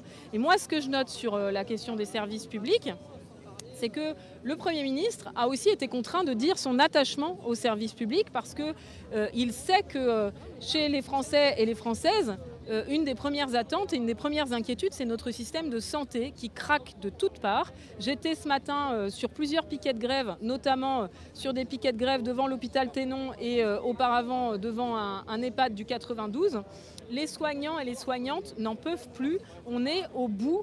C'est quand même un comble que la 6e puissance mondiale, dans la 6e puissance mondiale, on ne puisse pas changer les draps de nos aînés à chaque fois qu'il y a besoin de les changer, qu'on soit obligé de rationner les repas de nos petits-enfants dans les crèches, nos aînés dans les EHPAD ou les personnes malades dans les hôpitaux. C'est quand même une honte que dans la 6e puissance mondiale, on meurt sur des brancards dans les services d'urgence. Voilà la situation de nos services publics aujourd'hui. Ça n'est plus possible.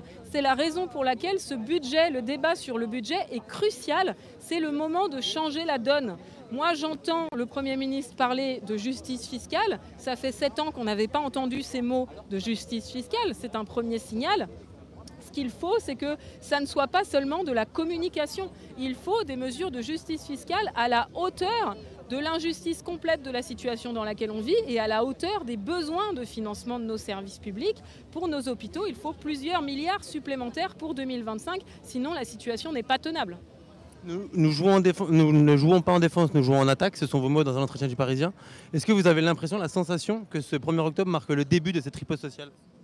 Oui, tout à fait. Cette journée de mobilisation, c'est une première journée d'action.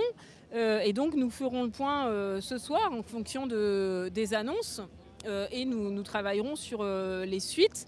Ce qui est sûr, c'est que nous pensons qu'il faut que les salariés soient très présents pendant les salariés et les retraités, pendant tout ce débat budgétaire qui s'annonce crucial et qu'il y a besoin de travailler des suites et de multiplier les luttes et les mobilisations. Merci beaucoup. Quelque chose. Donc on est sur c'est la CGT. Donc pour les retraités, on va décortiquer, y compris le discours de politique générale. Parce que dans ce gouvernement, et comme le précédent, les 17 millions de retraités représentent plus un coût qu'une source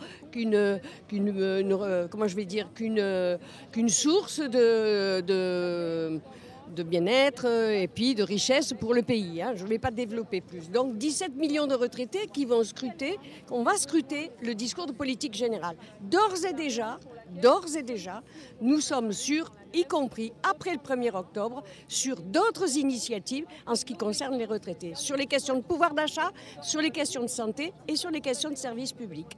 Voilà. Des mobilisations sous quelle forme ? On va le définir de manière unitaire. On a une prochaine réunion unitaire le 9 octobre et donc on va construire cette prochaine initiative d'ici la fin de l'année. Avec l'intersyndicale, on espère ? Avec un intersyndicale. Merci beaucoup. Ce qui est sûr, c'est que nous demandons une revalorisation immédiate de toutes les pensions de 10% et des mesures significatives pour les petites pensions, parce qu'il faut aussi s'occuper des petites pensions. Et les mensonges qui sont véhiculés sur l'histoire, 700 € vous allez toucher, etc., on a sorti du matériel pour expliquer que ce sont des mensonges et des effets de communication. Donc, on va scruter le rapport de politique générale, parce que déjà dans celui d'Attal, les retraités n'existaient pas. Et comme aujourd'hui circulent des petites musiques en nous disant les retraités, ils ont vécu 68, ils sont les boomers, ils ont bénéficié de généreuses revalorisations, c'est dans les discours, et de parlementaires comme ça, et de médias. Donc vous comprenez bien qu'on ne va pas se laisser faire, et nous sommes déterminés. Merci beaucoup. Les amis, on va rejoindre le cortège, je pense. Franck, qu'est-ce que tu en penses ? On va un petit peu avancer. Samuel, autre journaliste de l'Humanité, Capital Travail. Très bon élément qu'on apprécie, beaucoup à l'Humanité. Parce qu'il travaille. On sort par où ? Tu sais par où on sort, Franck ? On va sortir par l'entrée, tout simplement. D'accord. On sort par l'entrée. On appelle Naïm pour préparer ? Vas-y. Bonjour, c'est pour sortir. C'est là-bas ? Oui. Merci beaucoup. Il y a une entrée et une sortie différentes. C'est très bien organisé. Pardon, on essaie de se faire une petite place. C'est un peu compliqué. Entre les grosses caméras, le nombre de gens. Les amis, bonjour. Où est-ce qu'on peut sortir ? Oui. On travaille en interne en fait. Y compris parce que... Merci. Bon courage. Ah, vous voyez. Bon, la dame à la fin nous a parlé de la déclaration de politique générale. J'imagine que Mathilde en live vous a dit que Julia va la décrypter à l'issue de nos interventions. Nous, on va rester encore 5 minutes avec nous. Après, on va rendre l'antenne à Naïm qui est à Fort-de-France, c'est ça, en Martinique? Oui. Et nous, on va la reprendre à 14h, où on sera dans la manif, qu'on va rejoindre là, machin. Et ensuite, à 14h30, Julia Amlaoui, ma chef, que j'adore, va reprendre l'antenne, ancienne chef du service politique. Elle va reprendre l'antenne pour essayer de décrypter la déclaration de politique générale de Michel Barnier. Que nous ne sommes pas les seuls à attendre, visiblement. Nous ne sommes pas les seuls. Tous les gens ici attendent cette déclaration de politique générale qui va sans doute être source de problèmes, ou en tout cas de débats et de discussions. Bonjour. Allô, allô. Vous allez bien? Non, ils vont pas bien. Ils veulent pas répondre. On n'a pas le droit de filmer là, mais ça sert des petits punchs. C'est ça l'ambiance manif aussi, c'est ça qu'on veut vous faire découvrir aussi avec le live de l'humanité. Pour ceux qui peuvent pas, ou tout simplement qui travaillent, qui peuvent pas se rendre à ces manifestations. Donc habite pas Paris aussi, parce que je sais que Paris c'est une ville où ça manifeste beaucoup. Mais moi qui viens de province, je sais qu'il n'y avait pas beaucoup de manifestations. Par exemple, à Besançon, il y en avait beaucoup moins qu'à Paris. Donc c'est cool aussi d'avoir cette ville-là. Bonjour. Ils sont tous très sympas. Là, en vrai, j'ai l'impression de me retrouver à la fête de Lima. Franck, t'as pas cette impression-là? Franck, il rigole. C'est exactement ça. On retrouve toujours la fête de Lima, mais dehors et à Paris, à Denfert-Rochereau. Il y a beaucoup de gens.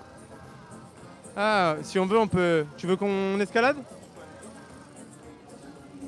On fait aussi du sport, les amis.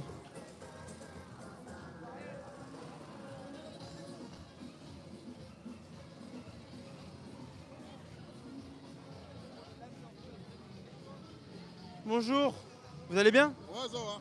Très bien. Bon, qu'est-ce que vous revendiquez aujourd'hui? Kanali, l'indication guinéenne.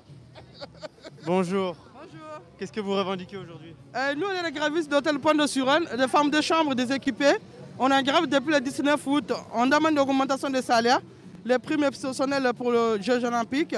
Et non à le licenciement de notre collègue qui est venu en vacances, là, qui l'ont licencié. Les mêmes combats qu'au Batignolles, etc. par exemple. À peu près, ouais. Et vous êtes, ça fait depuis le 19 août que vous n'êtes pas payé, que vous... Et vous êtes, ça fait depuis le 19 août que vous n'êtes pas payé, que vous... Oui, ça fait depuis le 19 août on n'est pas payé, ben on est en grève. On demande de solidarité de tout le monde. Est-ce que vous sentez cette casse sociale, cette violence de Macron? Enfin, comment vous survivez à cette, sans argent depuis le 19 août? Enfin, comment vous faites? Ben, on compte sur la solidarité, sinon il n'y a pas moyen de vivre. Mais c'est grâce à des solidaires, les gens qui sont solidaires avec nous. Par exemple, le CGT, comment ça s'appelle, l'Union départementale de Saint-Denis, Nanterre, et l'UL de 92, comment ça s'appelle, tous les collègues de CGT en fait, dans Haute-Seine qui nous soutiennent. Ben, c'est grâce à ça qu'on est en train de survivre. Et les autres CGT aussi. Super, je te remercie, merci beaucoup. Oui, c'est ça qui est bien aussi. C'est que ça permet aussi de dévisibiliser, de rendre visibles les invisibles. C'est exactement ça. Première de corvée, les invisibles. On pense au Batignolles, on passe à l'hôtel Radisson à Marseille. C'est vraiment des combats qui sont fondamentaux et on doit les mener tous ensemble. Pas uniquement...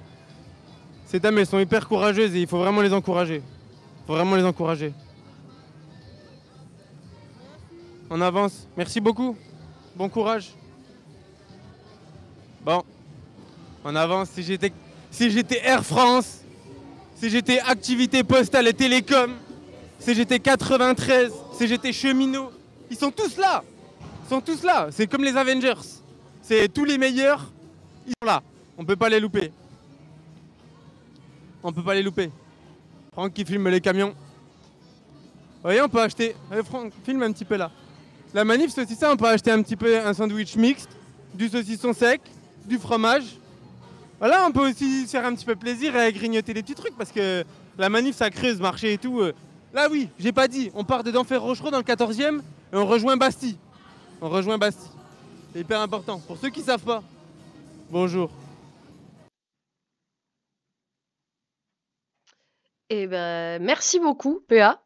On revient du coup. Est-ce que vous m'entendez, le chat, déjà? parce qu'on a eu quelques petits problèmes son, comme d'habitude, pour rien ne vous cacher. Le son de gauche est revenu. Donc, bon, PA vous a donné un petit peu ses recommandations gastronomiques merci le chat, de la manif. Et là, tout de suite, les amis, on va appeler Naïm. Naïm, donc, on en a parlé tout à l'heure, c'est un journaliste de la rubrique Capital Travail, qui est actuellement en Martinique, où la révolte gronde, où en fait, l'inflation défie toute concurrence. Et il est allé donc documenter les mobilisations. Donc on va essayer de l'appeler tout de suite.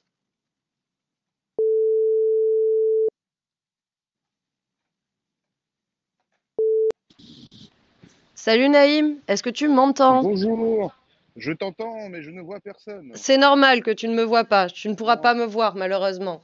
Alors, maintenant, je vais te mettre en live. Les gens vont te voir. Voilà. Normalement, vous voyez donc Naïm.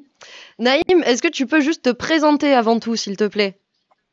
Bonjour à toutes et à tous. Alors moi, je suis Naïm Saki, je suis journaliste en rubrique Capital Travail. Et habituellement, je m'occupe des questions du syndicalisme et des transports. Très bien. Et là, tu es donc tu es en Martinique, tu es à Fort-de-France? Exactement, je suis actuellement devant la maison des syndicats de Fort-de-France. Pourquoi je suis ici? Parce que depuis début septembre, une mobilisation sociale assez importante est en cours sur l'île sur la question de la vie chère. Juste quelques chiffres pour que vous compreniez bien la situation sur place. Les prix à la consommation sont 13% supérieurs en Martinique qu'en métropole. Et en ce qui concerne l'alimentaire, c'est 40%. Parce que l'économie martiniquaise est issue de la colonisation de la France. Et l'île est totalement dépendante à 80% des importations de l'Europe et de la métropole. Et n'est pas du tout intégrée régionalement aux pays d'Amérique du Sud ou du reste des Caraïbes. Ce qui provoque du coup une chaîne de fabrication des prix supérieurs, puisque notamment il y a plusieurs intermédiaires différents, notamment dans les transports, qui pèsent sur le coût d'alimentation. Ok. Et tu as pu assister à quoi là depuis que tu es arrivé? Alors, pour bien comprendre, déjà, les codes de mobilisation ici sont assez différentes. Il n'y a pas traditionnellement de grandes manifestations de rue. Une grande manifestation de rue à Fort-de-France, c'est 2 000 à 3 000 personnes. Voilà, les codes sont assez différents de la France, mais ça n'empêche que la colère est palpable. Samedi, je me suis rendu dans un supermarché Carrefour aux côtés du collectif AirPack. Le AirPack, en fait, c'est une association citoyenne qui s'est lancée dans l'été et qui, grâce aux réseaux sociaux, a impulsé cette mobilisation. Auparavant, il y a eu plusieurs affrontements, des barrages sur l'île. Là, le calme est revenu. Il faut dire que pour la première fois depuis les années 50, des CRS ont été dépêchés sur l'île. Et j'ai passé une journée donc, avec ce collectif citoyen dans des supermarchés Carrefour où leur stratégie est de conscientiser les consommateurs sur la question des prix. Ils ont une stratégie dans les supermarchés, c'est-à-dire qu'ils manifestent dans les supermarchés, ils mettent dans des paniers des produits frais, ultra frais, surgelés, ils restent 1 heure ou 2 dans le supermarché, ensuite ils vont en caisse, ils vont tous en caisse, donc là, soixantaine, 80 militants qui étaient là vont en caisse chacun, et chacun à leur tour disent « Ah bah finalement, je ne peux pas payer », ce qui provoque en fait l'objectif avoué de briser la chaîne du froid et de rendre impropres ces produits à consommation. Ils ont 2 slogans principaux, c'est baisser les prix. D'ailleurs, je vais tout de suite vous montrer ce qu'on peut trouver dans les rues de Fort-de-France. C'est ce genre d'affiche. Ils ont 2 slogans, c'est baisser les prix, on est chez nous. Il faut dire qu'il y a une défiance qui est palpable vis-à-vis de la métropole et une popularité de ce mouvement qui se retrouve notamment chez les syndicalistes, mais aussi sur des marchés populaires comme j'ai pu le voir. Ok. Et tu parlais dans ton article, je ne sais pas si on peut nous le mettre dans le chat, tu parlais de gilet jaunisation du mouvement. Oui, parce que pour bien comprendre, on va partir sur le constat politique. Historiquement, il y a 2 forces politiques qui structurent l'île. C'est le parti d'Aimé Césaire, le parti progressiste, qui est autonomiste, et le mouvement indépendantiste d'Alfred Marie-Jeanne. Ces 2 partis sont en perte de vitesse.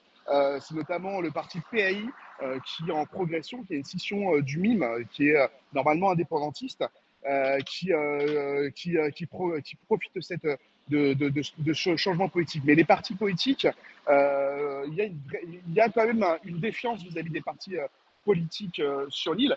Et les syndicats ont été pris de court par ce mouvement qui a émergé des réseaux sociaux. Il faut savoir que cette association, le RPAC, a à sa tête un leader qui se fait surnommer le R, qui compte 55 000 abonnés sur TikTok. Donc quand on sait qu'il y a 350 000 habitants sur l'île, ça démontre la force de frappe. Et c'est vraiment via les réseaux sociaux, Instagram, TikTok, WhatsApp, que ce groupe s'est créé.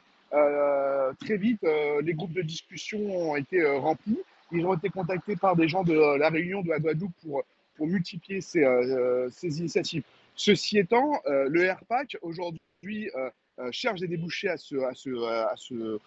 cette lutte, s'est rapproché et essaie de travailler avec les syndicats, et les débats sont exactement les mêmes qu'en France il y a 5 ans, c'est-à-dire qui doit diriger la lutte, quelle complémentarité, est-ce que les syndicats ont le droit de venir avec leur banderole. Voilà, donc c'est toutes ces questions-là qu'on a eues en France il y a 5 ans qui se posent, enfin 6 ans même maintenant, qui se posent aujourd'hui en Martinique. Et puis surtout, le RPAC, et c'est peut-être ce qui montre un peu l'état de tension politique, c'est que depuis 2 semaines, il y a des négociations multipartites qui ont lieu sous l'égide de Serge Letchimy, qui est le président de la collectivité territoriale, qui regroupe des députés, les élus locaux, les maires, les agents de la grande distribution, des transports, des syndicats, et y compris le RPAC, qui, malgré son jeune âge, a réussi à s'imposer à cette table de négociation. Leur principale revendication, c'est l'égalité des prix, l'alignement des prix sur la métropole. On pourra y revenir, mais ça pose la question, cette revendication. Mais ceci étant, ils ont réussi à s'imposer dans ces négociations. Ils ont même fait mieux, c'est-à-dire qu'ils ont imposé ce que les élus, certains élus et la grande distribution ne voulaient pas, que ces négociations soient filmées en direct sur la réseaux sociaux, à savoir TikTok. D'accord. Et les lives sont très suivis, et il y a des articles de presse tous les jours qui racontent où en sont les négociations, parce que le sujet de la fichière est un vrai problème en Martinique. Mais c'est assez inédit ça comme mode d'action, Naïm, enfin de revendiquer cette transparence comme ça avec des lives via les réseaux sociaux. Enfin, moi j'ai pas souvenir de voir ça. Toi peut-être en tant que journaliste spécialisé plus, mais Alors, il faut dire aussi, c'est qu'à chaque génération, ses modes d'action et ses moyens de technologie, il y a régulièrement des mouvements sociaux. Le dernier, c'était en 2009 dans les Caraïbes. Il y a régulièrement des mouvements sociaux sur le problème de la vie chère, parce que le problème est structurel. Il est structurel parce que 80% des marchandises sont importées. Et c'est surtout qu'au-delà de CMA, CGM qui fait des marges assez ahurissantes sur le transport de marchandises, ceux qui importent et ceux qui vendent, ce sont les mêmes. Ce sont ce qu'on appelle ici les béquets, à savoir les familles de colons issus de la colonisation, des Blancs, qui se reproduisent entre eux et qui détiennent les richesses de l'île. Il y a un groupe qui est ciblé, c'est le groupe Bernard Ayot, qui a l'exclusivité sur la distribution de certaines marques nationales, mais qui est aussi propriétaire des magasins Carrefour. Donc vous voyez qu'on est à la fois le distributeur et à la fois l'importateur, ce qui crée forcément un problème dans le droit à la concurrence, et qui peut, d'ailleurs il y a un rapport parlementaire de 2023 qui pointe que en fait, quand on est décideur et acheteur, il y a un problème pour la transparence des prix. Et oui, sur les méthodes, en tout cas, c'est assez inédit ce qui est en train de se passer. Et c'est que la popularité du RPAC est perceptible sur l'île, et notamment celle de son leader. Pourtant, son leader, Rodrigue Petitot, si ma mémoire est bonne, a un passé controversé. C'est quelqu'un qui a été condamné plusieurs fois par la justice, notamment pour trafic de drogue. Il vient de France. Sa dernière condamnation a été de 10 ans de prison. Il en a fait 5, et aujourd'hui il vit en Martinique. C'est quand même un élément à prendre en compte dans ce qui se passe sur place. ok. Et justement sur ça, quelle place qu'est-ce qu'ils en disent les syndicats sur place de ce mouvement du RPAC? Alors, les syndicats, eux, ils disent, notamment du côté de la CGT Martinique, donc la CGTM, qui n'est pas affiliée à la CGT française, qui est indépendante, la CGTM dit oui, mais nous, la question de la vie chère, on se bat depuis toujours. On a eu une résolution au dernier congrès. On mène la bataille dans les entreprises, notamment dans les carrefours, pour l'augmentation des salaires. Donc, on n'a pas trop de leçons à recevoir. Ceci étant, l'émergence d'un mouvement spontané via les réseaux sociaux interroge forcément les bases syndicales. Mais hier, j'ai pu assister à une réunion syndicale à la maison des syndicats aux côtés de la CGTM, et dans la base, la popularité du RPAC est aussi visible. Par exemple, les syndicalistes me disaient, oui, d'accord, le R a été condamné, mais nos politiques corrompus aussi peuvent être condamnés. Donc c'est ça le climat politique sur l'île. Ok. Et tu parlais des béquets. Les béquets, est-ce que tu peux juste expliciter ce que c'est? C'est les grandes familles qui ont par l'héritage. Enfin, c'est. Comment ça s'appelle? En fait, la Martinique est une ancienne colonie française, un ancien comptoir colonial. Et lorsque les Français ont colonisé, ils ont fait venir des blancs, des nobles blancs sont venus s'installer pour exploiter les terres et ont fait venir des esclaves. Donc il y a il y a trois types de populations en réalité. Les personnes afro-caribéennes, les personnes métisses créoles et qu'on appelle les gens de couleur, et donc les béquets qui sont en fait des anciens nobles qui sont là depuis 4 siècles sur l'île et qui se reproduisent entre eux et qui détiennent des richesses. Par exemple, je crois savoir, et je dis ça de chiffres, ils sont 2 ou 3% de la population, mais ils détiennent la moitié des terres sur l'île. On peut dire que c'est eux qui tiennent l'économie de l'île.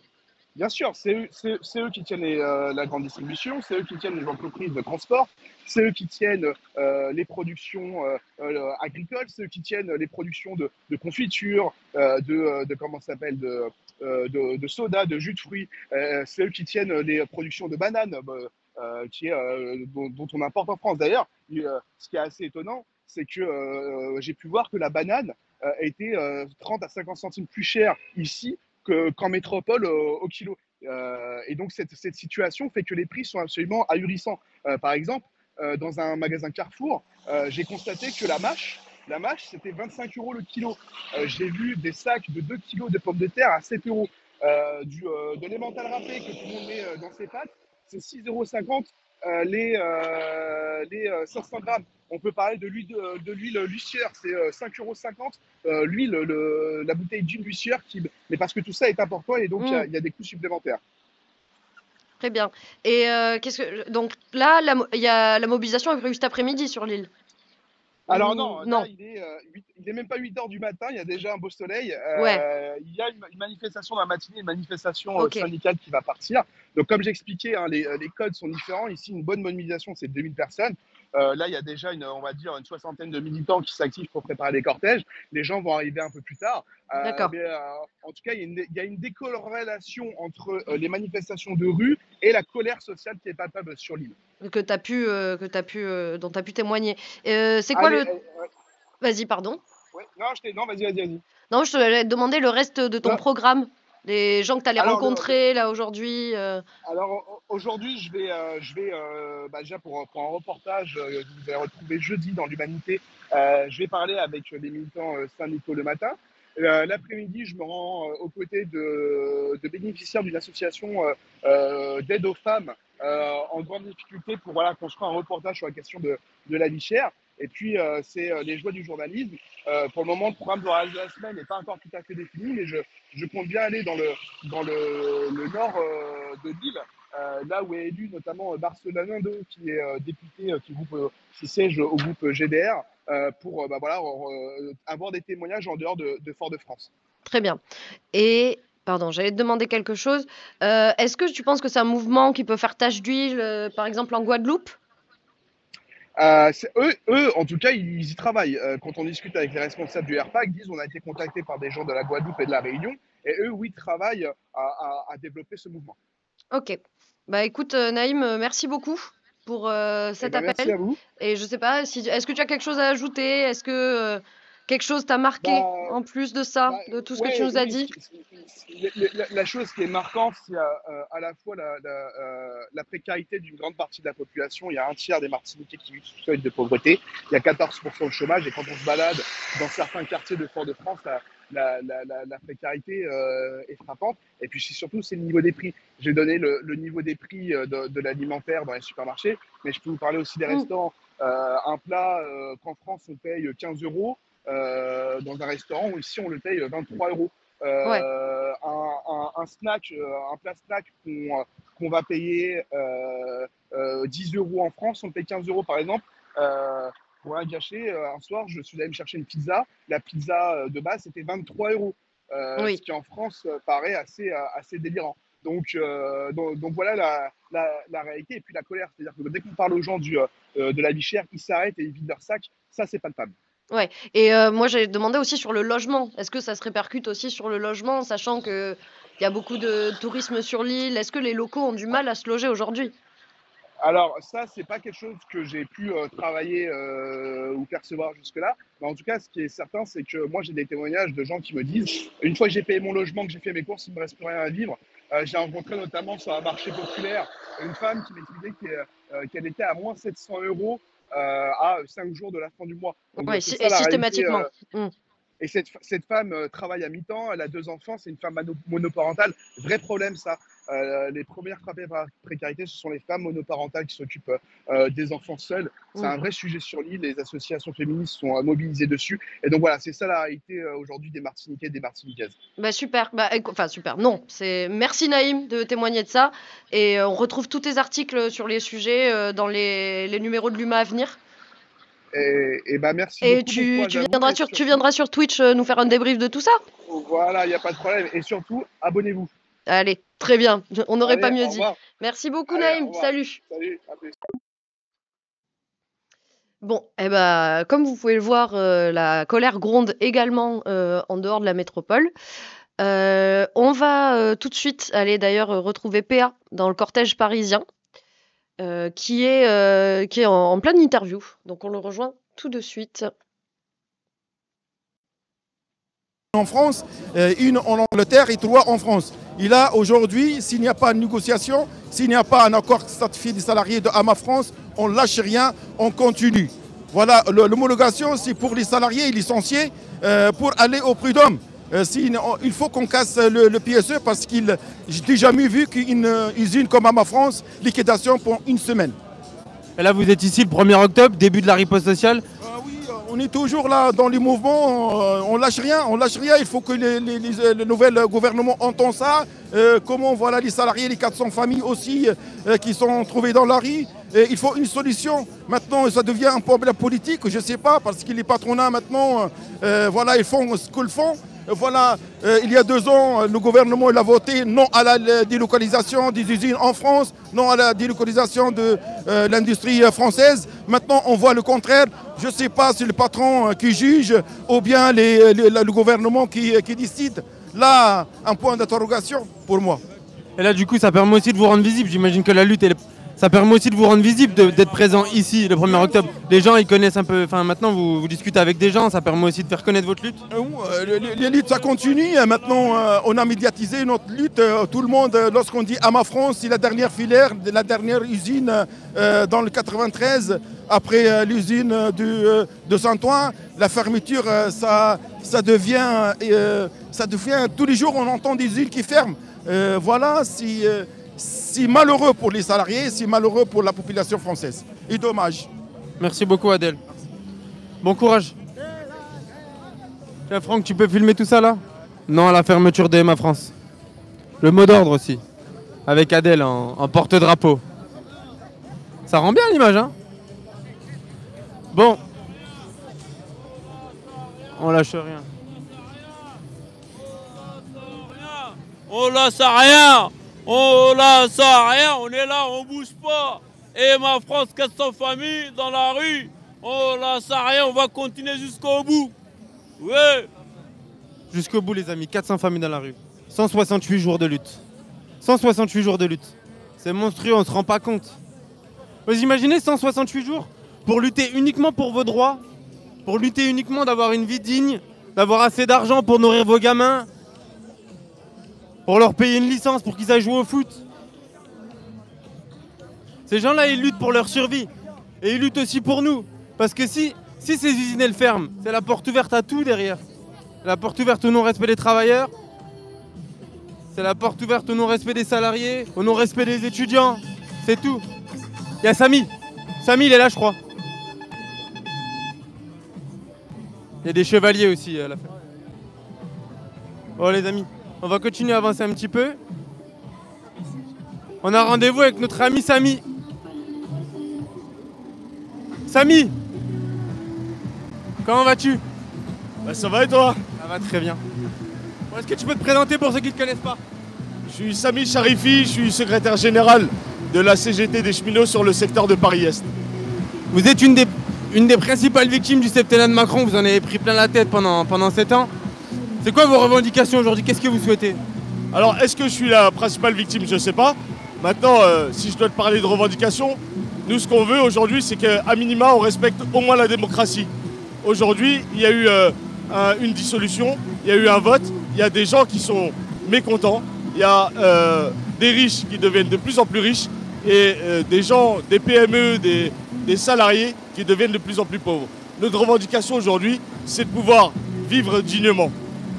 Est-ce que tu as ce sentiment que ce 1er octobre il marque le début de la riposte sociale? J'imagine que cette mobilisation, elle va en amener peut-être d'autres. Aujourd'hui, c'est juste un début. L'après-été, effectivement, on a vécu aussi une réforme des retraites qui a été très compliquée. C'est un après-été et je peux vous garantir qu'il va y avoir d'autres initiatives et on en prépare déjà une avant la fin de l'année. Et quand on pense à la réforme des retraites, on pense évidemment à cette intersyndicale qui a tenu bon pendant tout le long. Est-ce que tu espères, est-ce que tu as bon espoir que cette intersyndicale elle se reforme aujourd'hui? Au-delà de l'espérer, on va faire en sorte qu'elle se maintienne. Parce qu'il n'y a que dans l'unité qu'on gagnera. C'est l'unité qui fera qu'on réussira à plier ce gouvernement qui aujourd'hui est capitaliste, de droite, voire d'extrême droite. Donc oui, j'espère. On discutait avec les salariés de MA France juste avant.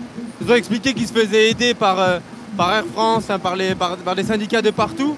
Cette solidarité, elle est fondamentale aujourd'hui. Mais bien sûr, elle est fondamentale. Nous, quand MA France nous a contactés sur leurs problématiques, tout de suite, on s'est mis à disposition. MA France, comme Stellantis, tous ces camarades qui aujourd'hui sont victimes d'évasion fiscale, de patrons qui font de l'évasion fiscale, évidemment qu'on doit être à disposition de ces camarades-là. Parce qu'aujourd'hui, il ne faut pas se mentir, on reste une force. Et notre but aujourd'hui, c'est d'aider ces camarades-là qui se retrouvent à la rue parce que certains ont décidé de faire de l'évasion fiscale. Et si on les aide pas, après ce sera peut-être vous. Enfin, il y a ce truc de domino, si on n'aide pas les gens, après ça finit par retomber. Mais ça l'est déjà. C'est juste que nous, chez les cheminots, par exemple, on reste une corporation assez solide, mais ça l'est déjà. On le voit partout. On le voit à l'hôpital, on le voit dans l'éducation nationale. On voit bien qu'aujourd'hui, moi, c'est des profs aujourd'hui qui se retrouvent avec des élèves, qui se retrouvent à 40 élèves dans la classe. On se retrouve avec des infirmiers, des médecins à l'hôpital qui font des heures comme pas possible. Ça l'est déjà. C'est juste que le problème, c'est qu'on n'est pas entendu. Maintenant, il faudrait être encore plus massif. Et toi, qui es au cœur, qui es au plus près des travailleurs, est-ce que tu sens cette colère sociale qui monte? Ah oui, je la sens totalement. Des exemples précis en tête? Eh ben, je le vois notamment, tiens, pas plus tard que la semaine dernière, où tu as des salariés qui, leurs guichets sont totalement fermés et ils se retrouvent sans travail. On te dit, on veut vendre le ferroviaire, mais on te ferme des guichets. Et là, je suis en train de gérer des déplacements de salariés parce que leur boulot a été supprimé. Merci beaucoup, Samy. Je t'en prie, avec plaisir. Prends soin de toi, bon courage. Et là, il fait chaud, là, à côté du... Là, on a tenu pendant 10 minutes, mais c'était horrible. Tu m'as pris de court. C'est horrible. Et là, j'ai la fumée dans les... C'est horrible. Alors, j'essaie de faire vite depuis tout à l'heure. Moi aussi. J'en brûle les yeux. J'ai trop chaud. Un planteur, un petit planteur. T'as de l'eau? Ah, de l'eau, non. Ah, on peut pas d'alcool, pas d'alcool. Je repasse après. Vas-y. Ouais, les amis. Putain, la vache. Vous vous rendez pas compte? Mais j'avais le... Je sais pas ce que c'était. Ouais, attends, on va les avoir après parce que... Viens, on va faire Nathalie. Les amis, on a pris rendez-vous avec Nathalie. Nathalie de l'hôpital. Extrêmement important aussi les hôpitaux. Le but aussi de ces manifestations, c'est de vous montrer que la lutte, elle concerne tout le monde. Elle concerne les cheminots, elle concerne les hôpitaux, elle concerne les salariés de MA France, de Stellantis, On a vu tout à l'heure aussi avec les femmes qui luttent pour leur hôtel.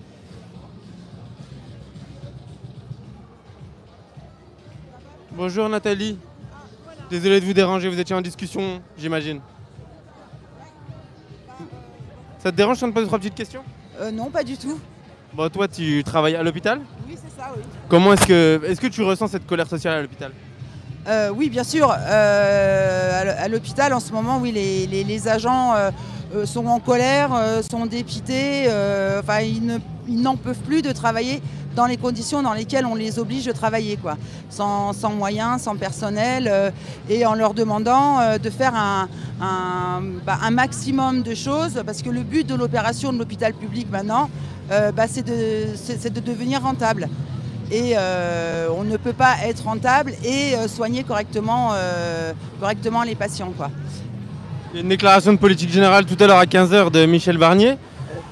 Même si on se doute que ça va pas être extrêmement positif, qu'est-ce que vous attendez de tout ça? Ah mais moi de Michel Barnier, honnêtement je n'attends absolument rien de cette personne, puisqu'il nous a parlé de je ne sais combien de milliards d'économies. Ce qu'il va faire, c'est qu'il va encore faire des économies sur le dos des services publics en général. Voilà, moi je vois. Il essaye de nous faire croire qu'il va les faire payer des impôts aux riches, mais je ne peux pas croire qu'un homme de droite tel que Michel Barnier va aller taper dans la tirelire des patrons. Dans les poches des plus riches. C'est ça, je n'y crois absolument pas. Bon, on a posé la question à vos sympathisants, à toutes les personnes qui sont ici. Est-ce que vous avez bon espoir que cette intersyndicale qui a fait fort pendant la réforme des retraites se reforme? Oui, il n'y a pas de raison, puisqu'on a été capable de le faire pendant la réforme des retraites. Moi, à mon sens, cette manifestation, c'est une continuité des manifestations contre la réforme des retraites. Donc oui, là pour le coup, moi l'intersyndicale, oui, j'y crois. J'y crois. Et puis de toute façon, si on veut arriver à quelque chose, il va absolument falloir qu'on s'unisse et qu'on soit tous ensemble face à ce gouvernement de droite qui vire extrême droite et face aux patrons qui sont en roue libre et qui il n'y a plus de filtre. Et puis les mots n'ont plus de sens non plus, on peut dire une chose et faire le contraire. Exactement, c'est ça. Le patronat en ce moment est en roue libre. Donc il va vraiment falloir qu'on soit tous ensemble et moi j'y crois pour le coup pour les arrêter. Là il y a un moment il faut qu'ils arrêtent là. Il faut qu'ils arrêtent parce que c'est plus possible de vivre comme ça, c'est plus possible de travailler comme ça. C'est plus possible. Voilà. Moi j'imagine qu'on pose tout le temps cette question, mais c'est quoi vos revendications? Nos revendications, alors je vais parler de l'hôpital public, c'est du fric pour l'hôpital public, c'est des effectifs, c'est des agents formés, c'est des salaires, c'est l'augmentation des salaires. C'est malheureusement les revendications qu'on porte depuis tellement longtemps. Nous, ce qu'on veut à l'hôpital, c'est pouvoir soigner dignement. Faire votre travail correctement. Faire notre travail correctement parce que notre système de santé actuellement devient dangereux. Mais il ne devient pas dangereux de l'incompétence des agents, que les choses soient bien claires. Il devient dangereux de la financiarisation des soins. C'est ça. Et ça, c'est plus possible. Ça, on peut plus... on peut plus travailler comme ça, c'est dangereux. C'est dangereux pour la population, c'est dangereux pour les usagers. C'est dangereux. Et c'est dangereux aussi pour les plus précaires d'entre nous. Est-ce que vous sentez que vous arrivez au bout du bout là? Oui, là on est arrivé à un moment où on sent que les agents... abandonnent, ils n'en peuvent plus. Les agents abandonnent, ils sont... en fait, on a perdu le sens de notre travail à l'hôpital public. Voilà. Et Vous avez des exemples en tête de collègues qui sont partis en burn-out, qui ont choisi de démissionner? Oui, voilà. Les agents en sont à un point qu'ils démissionnent. Ils démissionnent de la fonction publique. Moi, j'avais jamais vu ça. Moi, ça fait 40 ans que je bosse à l'hôpital. Moi, des agents qui viennent me voir pour savoir comment on fait pour démissionner, mais les gens démissionnent, se barrent, et ils se barrent pour parfois même faire autre chose. Des infirmières qui ont fait des études, se barrent pour faire autre chose. L'idée, c'est de ne plus jamais mettre... C'est dégoûter les gens. Exactement, c'est dégoûter les gens. C'est dégoûter les gens et du coup ça génère aussi, puisque nous ne sommes plus en capacité de traiter, de soigner les patients correctement, il y a aussi un effet qui est très pervers, c'est que ça entraîne aussi une violence de la part des usagers vis-à-vis des agents. Voilà. Et donc du coup, nous on est... une incompréhension entre les deux. Donc du coup, nous on est les soignants, on est coincés entre la violence du système et la violence des usagers, voilà, qui ne savent plus où s'adresser pour dire leur mécontentement et qui ne s'adressent pas forcément aux bonnes personnes, quoi. Et donc du coup, ça fait que les agents se barrent, se mettent en arrêt maladie, prennent des dispos. J'imagine qu'en plus ils se barrent, mais c'est difficile de recruter derrière. Alors il est bien évident. Sinon c'est pas drôle. Sinon c'est pas drôle. Les gens ils partent, mais on peut pas recruter derrière parce que les gens ils veulent pas venir non plus. Non mais voilà. Voilà. Mais de toute façon c'est tout un système. Hein. Le système est à changer. C'est Parcoursup. Parcoursup avec le recrutement des élèves infirmières. Qui rentrent à l'école d'infirmière parce que ils n'ont pas eu leur premier choix. Qu'ils n'ont pas eu leur premier choix et qui arrivent là et qui en fait n'ont pas du tout envie de faire, ont pas forcément envie de faire ça, quoi. Enfin, c'est tout un système à repenser finalement. Exactement. En gros, c'est pas une sensation, c'est une réalité. C'est que tout est fait pour que l'hôpital public meure. Voilà. Pour le plus grand plaisir du privé, bien évidemment. Le privé qui va tout racheter. Exactement. Merci beaucoup Nathalie. Les amis, on va continuer à avancer. Merci beaucoup Nathalie, c'était excellent. Non, je peux le voir quand ça. Nathalie demande où est-ce qu'elle peut voir tout ça. Nathalie, il y aura une VOD, je pense que sur YouTube, sur la chaîne de l'Humanité. Sur la chaîne de l'Humanité. Merci beaucoup Nathalie. Parce que les gens ils s'est interviewés et après ils aiment trop aller se regarder, voir ce qu'ils ont dit et tout. Est-ce que j'ai été intelligent? Est-ce que j'ai été mignon? Nathalie était superbe. Bon, manifestation, c'est aussi convergence des luttes. Vous n'êtes pas sans savoir que l'actualité en ce moment, c'est au-delà de la politique générale et de la politique de Michel Barnier, c'est le Liban, Israël et Gaza. Et on va aussi retrouver des personnes qui revendiquent ça et ça permet aussi de rendre visibles des messages, des gens qui n'ont pas forcément. Bonjour madame. Bonjour madame, vous allez bien? Oui, si on peut dire, oui. Parce que je suis ici. Oui, oui, j'imagine. En manif, ça fait toujours du bien de se retrouver. Oui, absolument. Il était temps. C'était presque un peu tard là. Vous n'êtes pas venu à la fête de l'Humanité? Non, j'ai pas pu. Bon, l'année prochaine, vous viendrez. Oui, vous savez, j'ai 69 ans, la fête de l'UMA. J'ai 3 enfants, j'en ai pas loupé beaucoup. Maintenant, il y a le relais qui est passé. Ils y vont. Bon, c'est bien ça. C'est déjà ça. C'est déjà ça. Bon, là, je vous vois autour de drapeaux palestiniens. C'est pour ça que vous êtes venu ici aujourd'hui? Non, je suis venu, entre autres, parce que non, je suis venu aussi parce que normalement c'était une journée des retraités. Je viens dans ce cadre-là et je viens avec le souci de savoir ce que le fameux Premier ministre va nous déclencher. Et je trouve que c'était important d'être là, de montrer qu'il y a du monde pour dire on t'écoute, mais on va pas rester... on va riposter. On va riposter et c'est un début, j'espère que ça va s'amplifier. Merci beaucoup. Merci beaucoup. On va continuer à avancer. Bonjour madame. Bonjour madame, excusez-moi de vous déranger. Pas de problème. Pas de problème. C'est aussi ça le problème qu'on a en direct, c'est que les gens souvent, ils n'ont pas forcément envie de parler ou de répondre. On va essayer de parler parce que j'aimerais quand même bien avoir ce ressenti. Bonjour, excusez-moi de vous déranger, je travaille pour l'Humanité. Vous accepterez de répondre à 2-3 petites questions? Ah, vous n'entendez pas assez? Je peux crier dans vos oreilles si vous voulez. Non. Je vous remercie. Bonjour, excusez-moi de vous embêter. Je travaille pour l'Humanité, ce serait possible de vous poser 2-3 petites questions? Je travaille pour... Merci. Bon, convergence des luttes. Aujourd'hui, normalement, c'est pour la réforme des retraites, c'est pour l'augmentation des salaires. Mais avec l'actualité en cours, j'imagine que c'est aussi important de revendiquer et de manifester pour la Palestine, contre la politique d'Israël et pour le Liban. Exactement. Oui, maintenant c'est avant Palestine, maintenant c'est Liban. Sincèrement, on a peur. Bientôt, on croit que bientôt la 3e guerre mondiale. Ils laissent la Palestine, Israël, elle fait n'importe quoi. Elle fait qu'est-ce qu'elle veut, comme si c'est elle qu'elle a la planète dans ses mains. Sincèrement, on a peur. On a peur pour nos enfants, on a peur pour nos petits-enfants.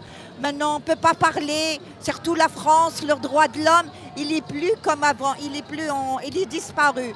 Et on a peur, on a très vraiment peur. Et nous, on n'arrête pas la manifestation, on sort tous les jours ce qu'il faut et tout. On ne se tait pas. Même on s'arrête pas, on s'arrêtera jamais. Jusqu'à qu'ils s'arrêtent, ils arrêtent les Israéliens, qu'ils arrêtent cette guerre.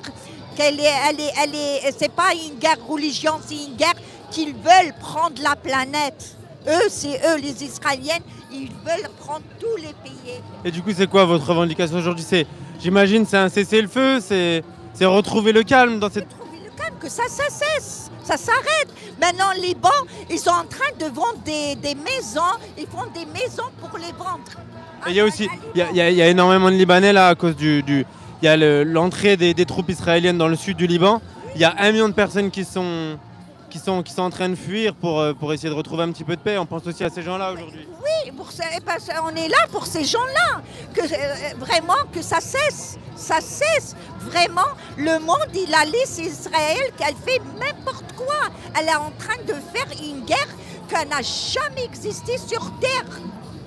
Elle est spéciale cette guerre. Ils sont spéciaux les Israéliens. Ils sont en train de, même en Israël même, ils font la manifestation pour les Palestiniens. J'ai vu. Ça aussi, parce qu'il ne faut pas oublier qu'en Israël, il n'y a pas uniquement des personnes qui sont pour le gouvernement Netanyahou, il y a des gens qui sont contre et c'est important de le rappeler. Avec la Palestine, on a vu et tout, et voilà, on est tous frères et sœurs, on est tous, je ne sais pas, un monde, on partage tout, mais là, vraiment, moi je pense pas, il n'y a que les Israéliennes qui font cette guerre. Je pense même l'Europe, elle est dedans, elle est pour quelque chose.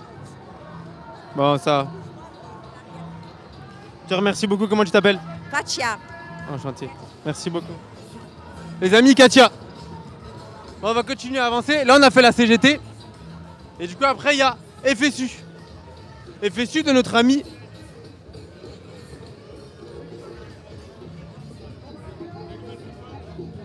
Syndicat Sud Solidaire, excusez-moi. Bon, on a vu les représentants syndicaux. Ouais, parce que les manifs, on peut aussi acheter des petites affiches et des pins. Bonjour. Vous arrivez à vendre un petit peu? Oui, bien sûr. C'est bien. C'est super intéressant. Moi, j'adore ça, par exemple. Eh oui, la faucille et le marteau. Ouais. Ça, on adore ça, l'humanité. Bon, on va continuer à avancer. Je sais pas combien de temps il nous reste. 14h21. Il nous reste 10 minutes.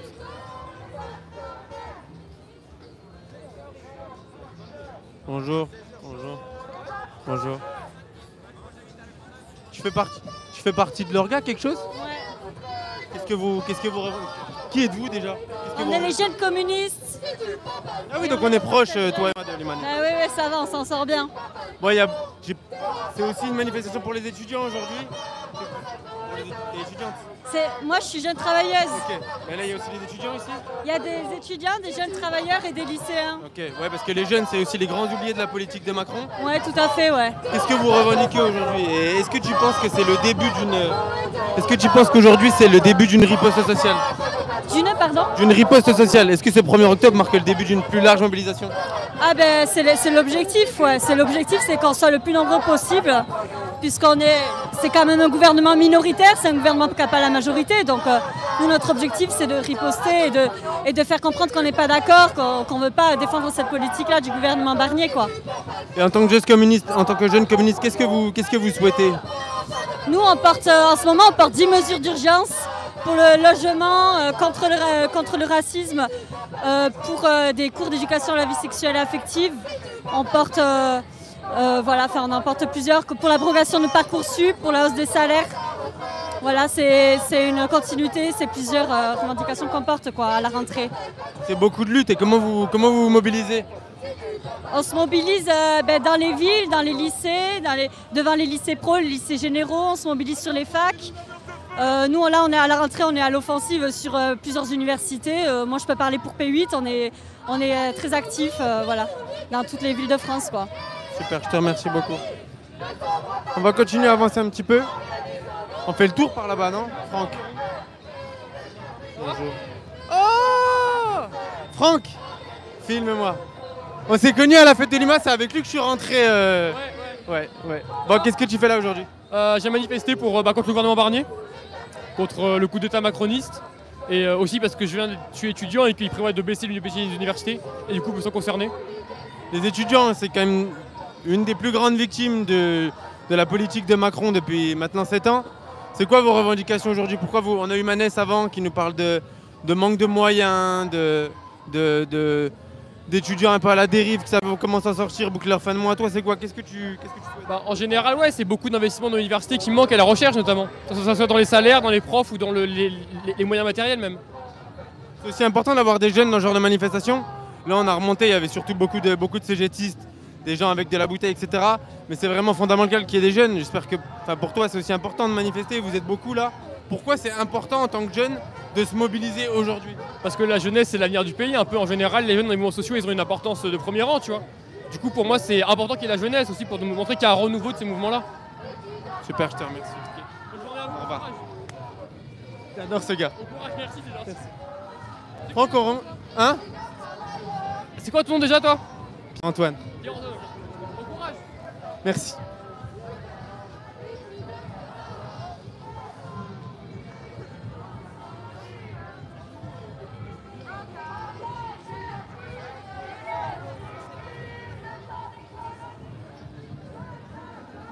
Bonjour, vous allez bien? Ah, pas intéressé. Bon, viens, on va s'enfoncer un petit peu. Oh, excusez-moi de vous déranger. Par l'autre côté? Bonjour. On peut passer? Ouais. Merci beaucoup. Bonjour. Bonjour, excusez-moi de vous déranger. Qui est-ce que je dois interroger? Qui veut parler? Qui veut parler? Bonjour, excusez-moi de vous embêter. Pour l'humanité, on est en live sur Twitch. Qui est-ce qui veut prendre la parole? J'aimerais poser 2-3 petites questions. Il a l'air bien, ouais. Bon, comment vas-tu? Ça va. Ce 1er octobre, c'est le début d'une riposte sociale, d'une plus grande mobilisation? Effectivement, on voit bien qu'aujourd'hui, sur la question des services publics, sur la question des salaires, sur la question des retraites, il y a beaucoup de questions qui se posent, il y a beaucoup d'inquiétudes aussi par rapport au budget qui est annoncé. Et nous, en tant que fonctionnaires, on est évidemment très inquiets. On voit bien depuis des années avec le gel du point d'indice et les services publics qui se dégradent année après année. On voit bien que là, l'austérité qui s'annonce va être encore une fois se faire au détriment des services publics, des agents et des usagers.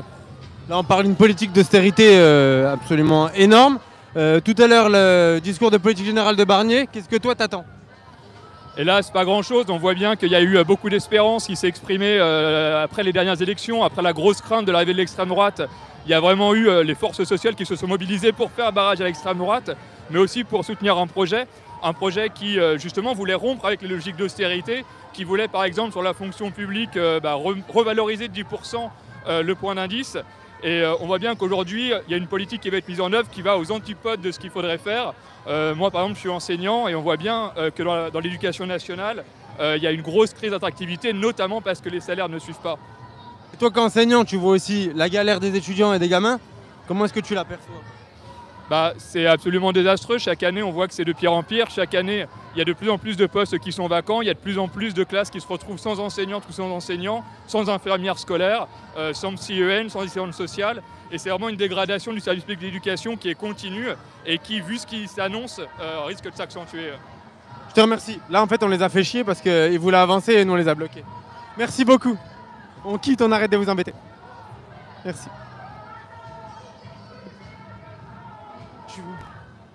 Les amis, il est 14h28. Je vais sans doute bientôt devoir rendre l'antenne. Je vais regarder mon téléphone, savoir si Raph nous a tenu au courant. Dernière interview, on finit. Ok, les amis, on vous laisse. On part de l'enfer Rochereau. On va jusqu'à Bastille avec le cortège. On va discuter avec des gens. Vous ne nous verrez sans doute pas, mais vous aurez sans doute des capsules sur le site si jamais vous êtes intéressés. Au revoir. Au revoir. Au revoir. À bientôt. À jeudi.